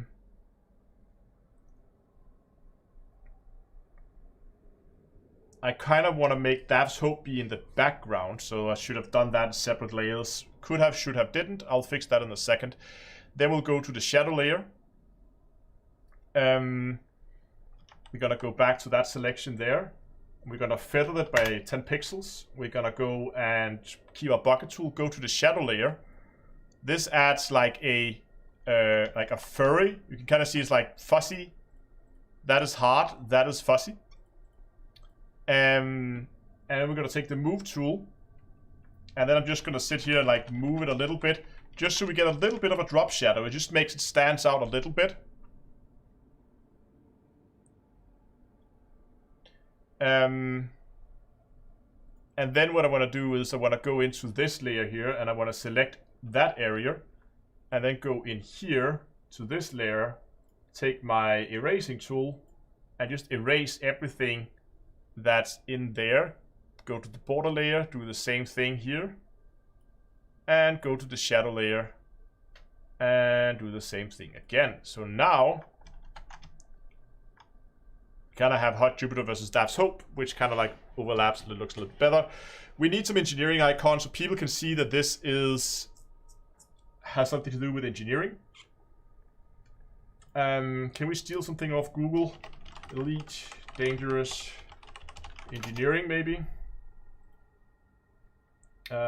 Images.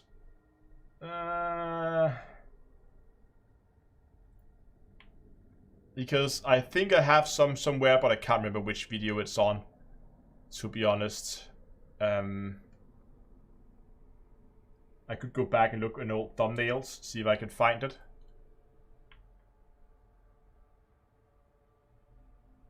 ED acid, is that a thing? I always just take my own screenshots. Yeah, here's a picture we can use. And it's a decent resolution.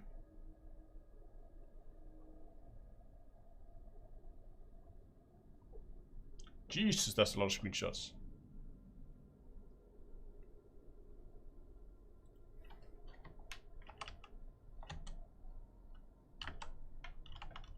ED acids.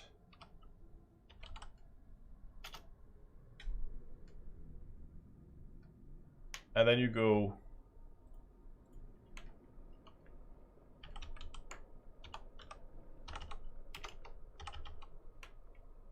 engineer SV.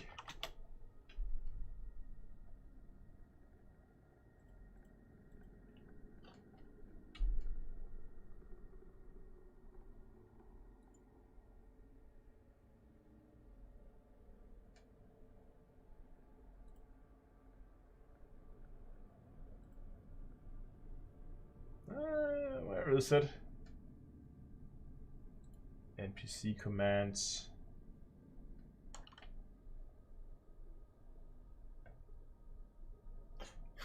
You're right, I actually have one for the commander's toolbox. I could probably take it from there, to be honest. Engineers. Oh yeah. Just gonna get it as a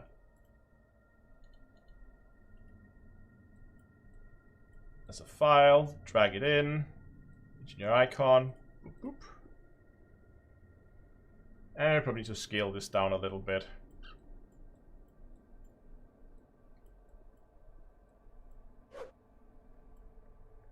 So one thing when you're making thumbnails is never put anything in this corner down here. This corner here, if you look on, if we just go to go to the front page of YouTube, there we'll put the timestamp. And so if you put anything there, it's gonna be blocked off by the timestamp. I think I like it there.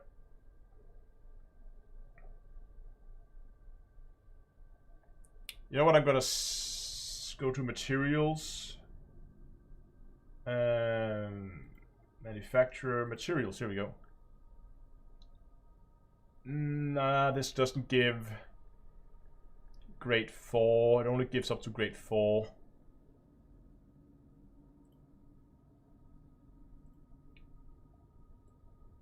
Just gonna take a few of the icons for 2, 3, and 4, which is the ones we can get here.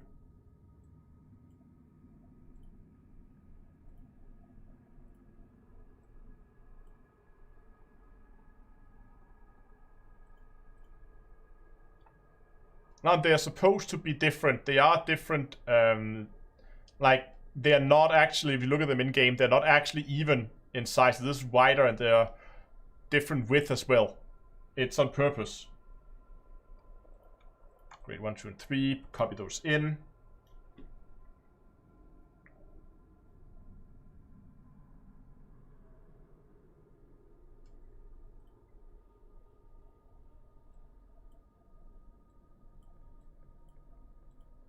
Oh, get 2. There we go.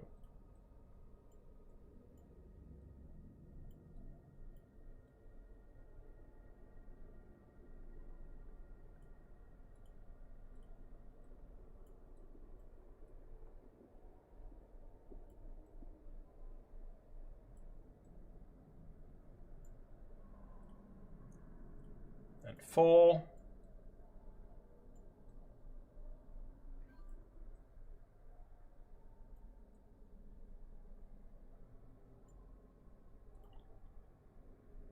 And then I just want another engineering icon just because you can never have too many of those. So we're just gonna duplicate this to a new layer.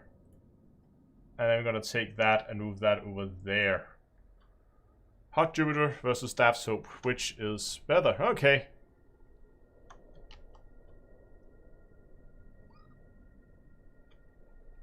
I kind of like that.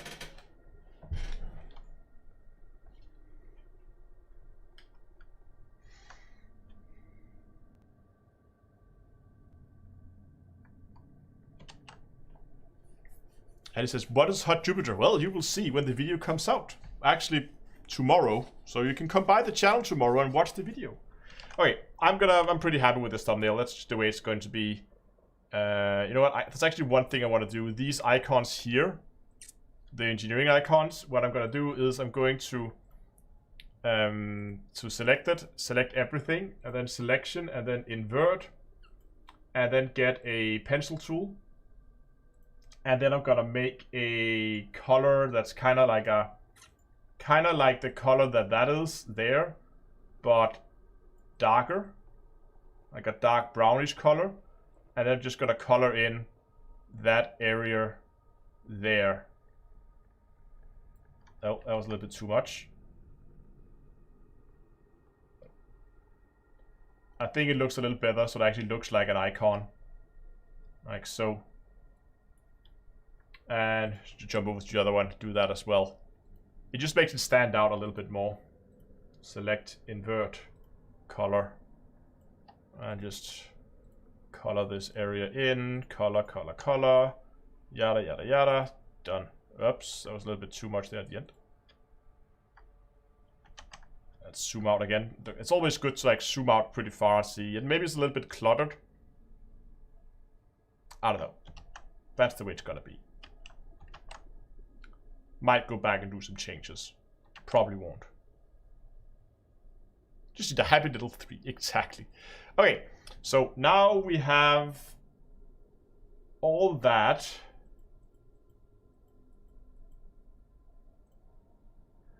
And we can go ahead and click create and upload a video. So, we're gonna take our video. It's a gigabyte, shouldn't take too long.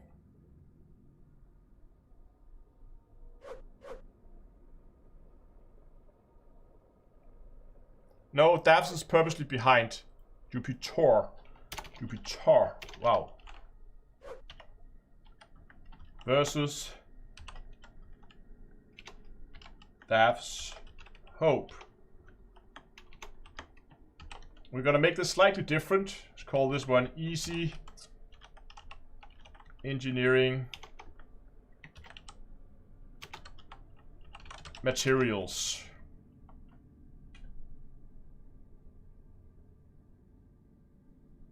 Do I have any special description here? I do. It's not too long, so this is easy. We're just gonna add that in here. We're gonna copy that line. Boom. So we have the description.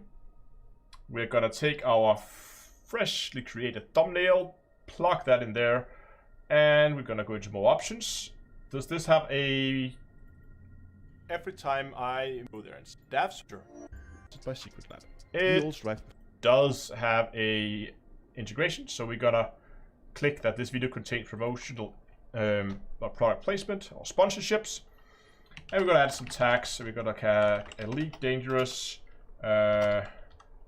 Davs Hope, or Davs Hope without the apostrophe, engineering materials, easy farm where G2, G3, people are not going to search for the Greek, they're not going to search G5 if they're going to search anything. How to guide tutorial help. I don't want help. That's probably fine. Maybe I should actually add hot Jupiter. I actually add that maybe a little. Can I go back here and add it in there? Oh, it's okay. To make, I don't think the order matters. Hot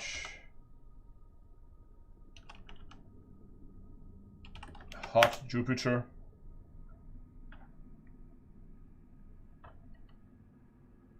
I have material.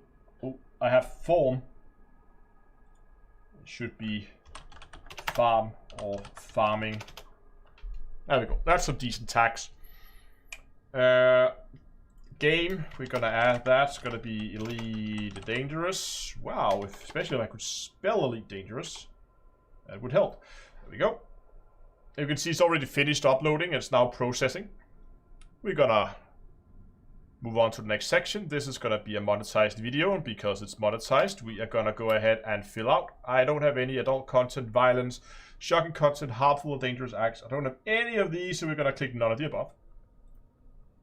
Video elements, it's now done processing, so we can go ahead here and we can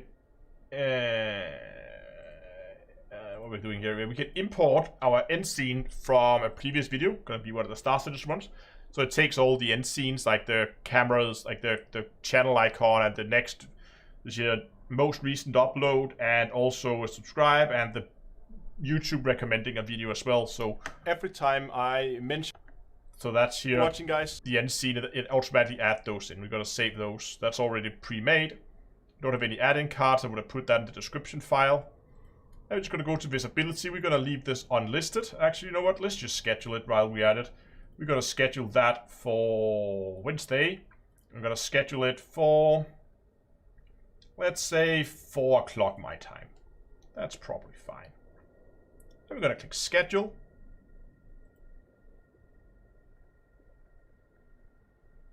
Boom. And now that video will go live tomorrow when it's ready. That's it. That is now ready and will be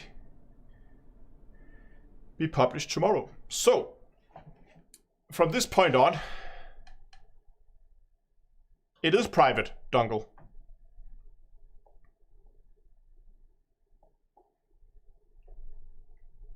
Scheduled videos are private. I know you guys can see the hyperlink here, or you could see the hyperlink in on screen, but it doesn't matter because as soon as the video is scheduled, it is automatically set as private.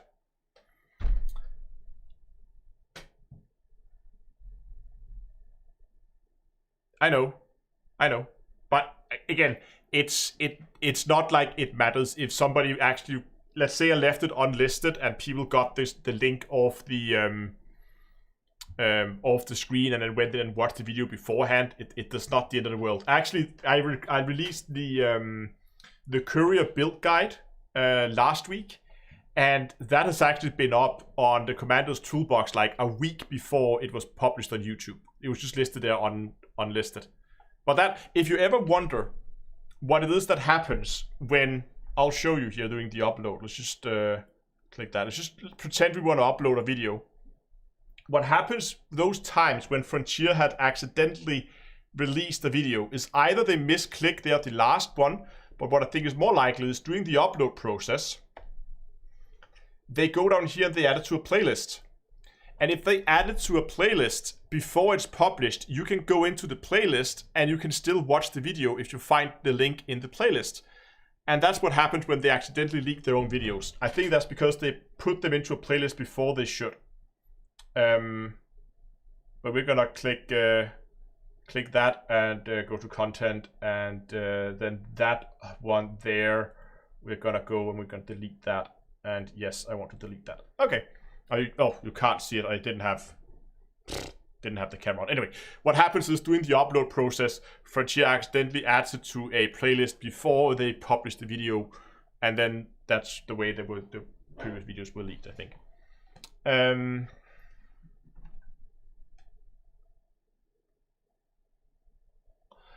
Astro, the level 5 frameshift drive giveaway from the last community goal, does that mean the end of engineering? If you need the grade 5 frameshift drive or the level size 5 frameshift drive, then yes for that. But if you need any other size, then no.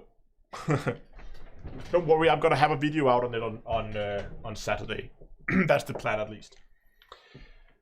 But I think we've already been streaming now for 3.5 hours. It's midnight, and I have work tomorrow. As I said earlier, this is just a hobby, so I need to get some sleep now. But if you are interested in watching the video that we just uploaded, come by the channel tomorrow. And if you want to see the finished product for the video we've been working on for most of the live streams, that's probably going to be live next week. So do stay tuned to the channel. I will probably be hanging out on Discord a little bit after the live stream, so do come by and say hi if you want to. That would be nice. And as always, you can find the Discord server at discord.d2ea.com. Hope I will see you guys over there. But yeah, I hope you enjoyed this. It's a little bit different than what I usually do. I'm just gonna jump over on the end scene actually. But I still hope you enjoyed it. I think it's quite fun to do these behind the scenes things and kind of give you an idea about the amount of time and work that goes into making videos. So yeah, again, thanks a lot for watching. You will find all the good links on the in the chat right now. You can find links both for Streamlabs if you want to support the channel on tips.d2ea.com. You can find links for Patreon at patreon.d2ea.com, and of course all donations and Patreons, they go straight towards buying equipment and lights and microphones, editing software, and all the stuff that I have that kind of helps make better and better sounding and looking videos. Also, of course, do check out the merch store where you can buy mugs and t-shirts and hoodies and all that kind of good stuff. And as always, I hope to see you guys in Discord. Hope you liked it. Thanks for watching, and until next time, I'll see you guys in space.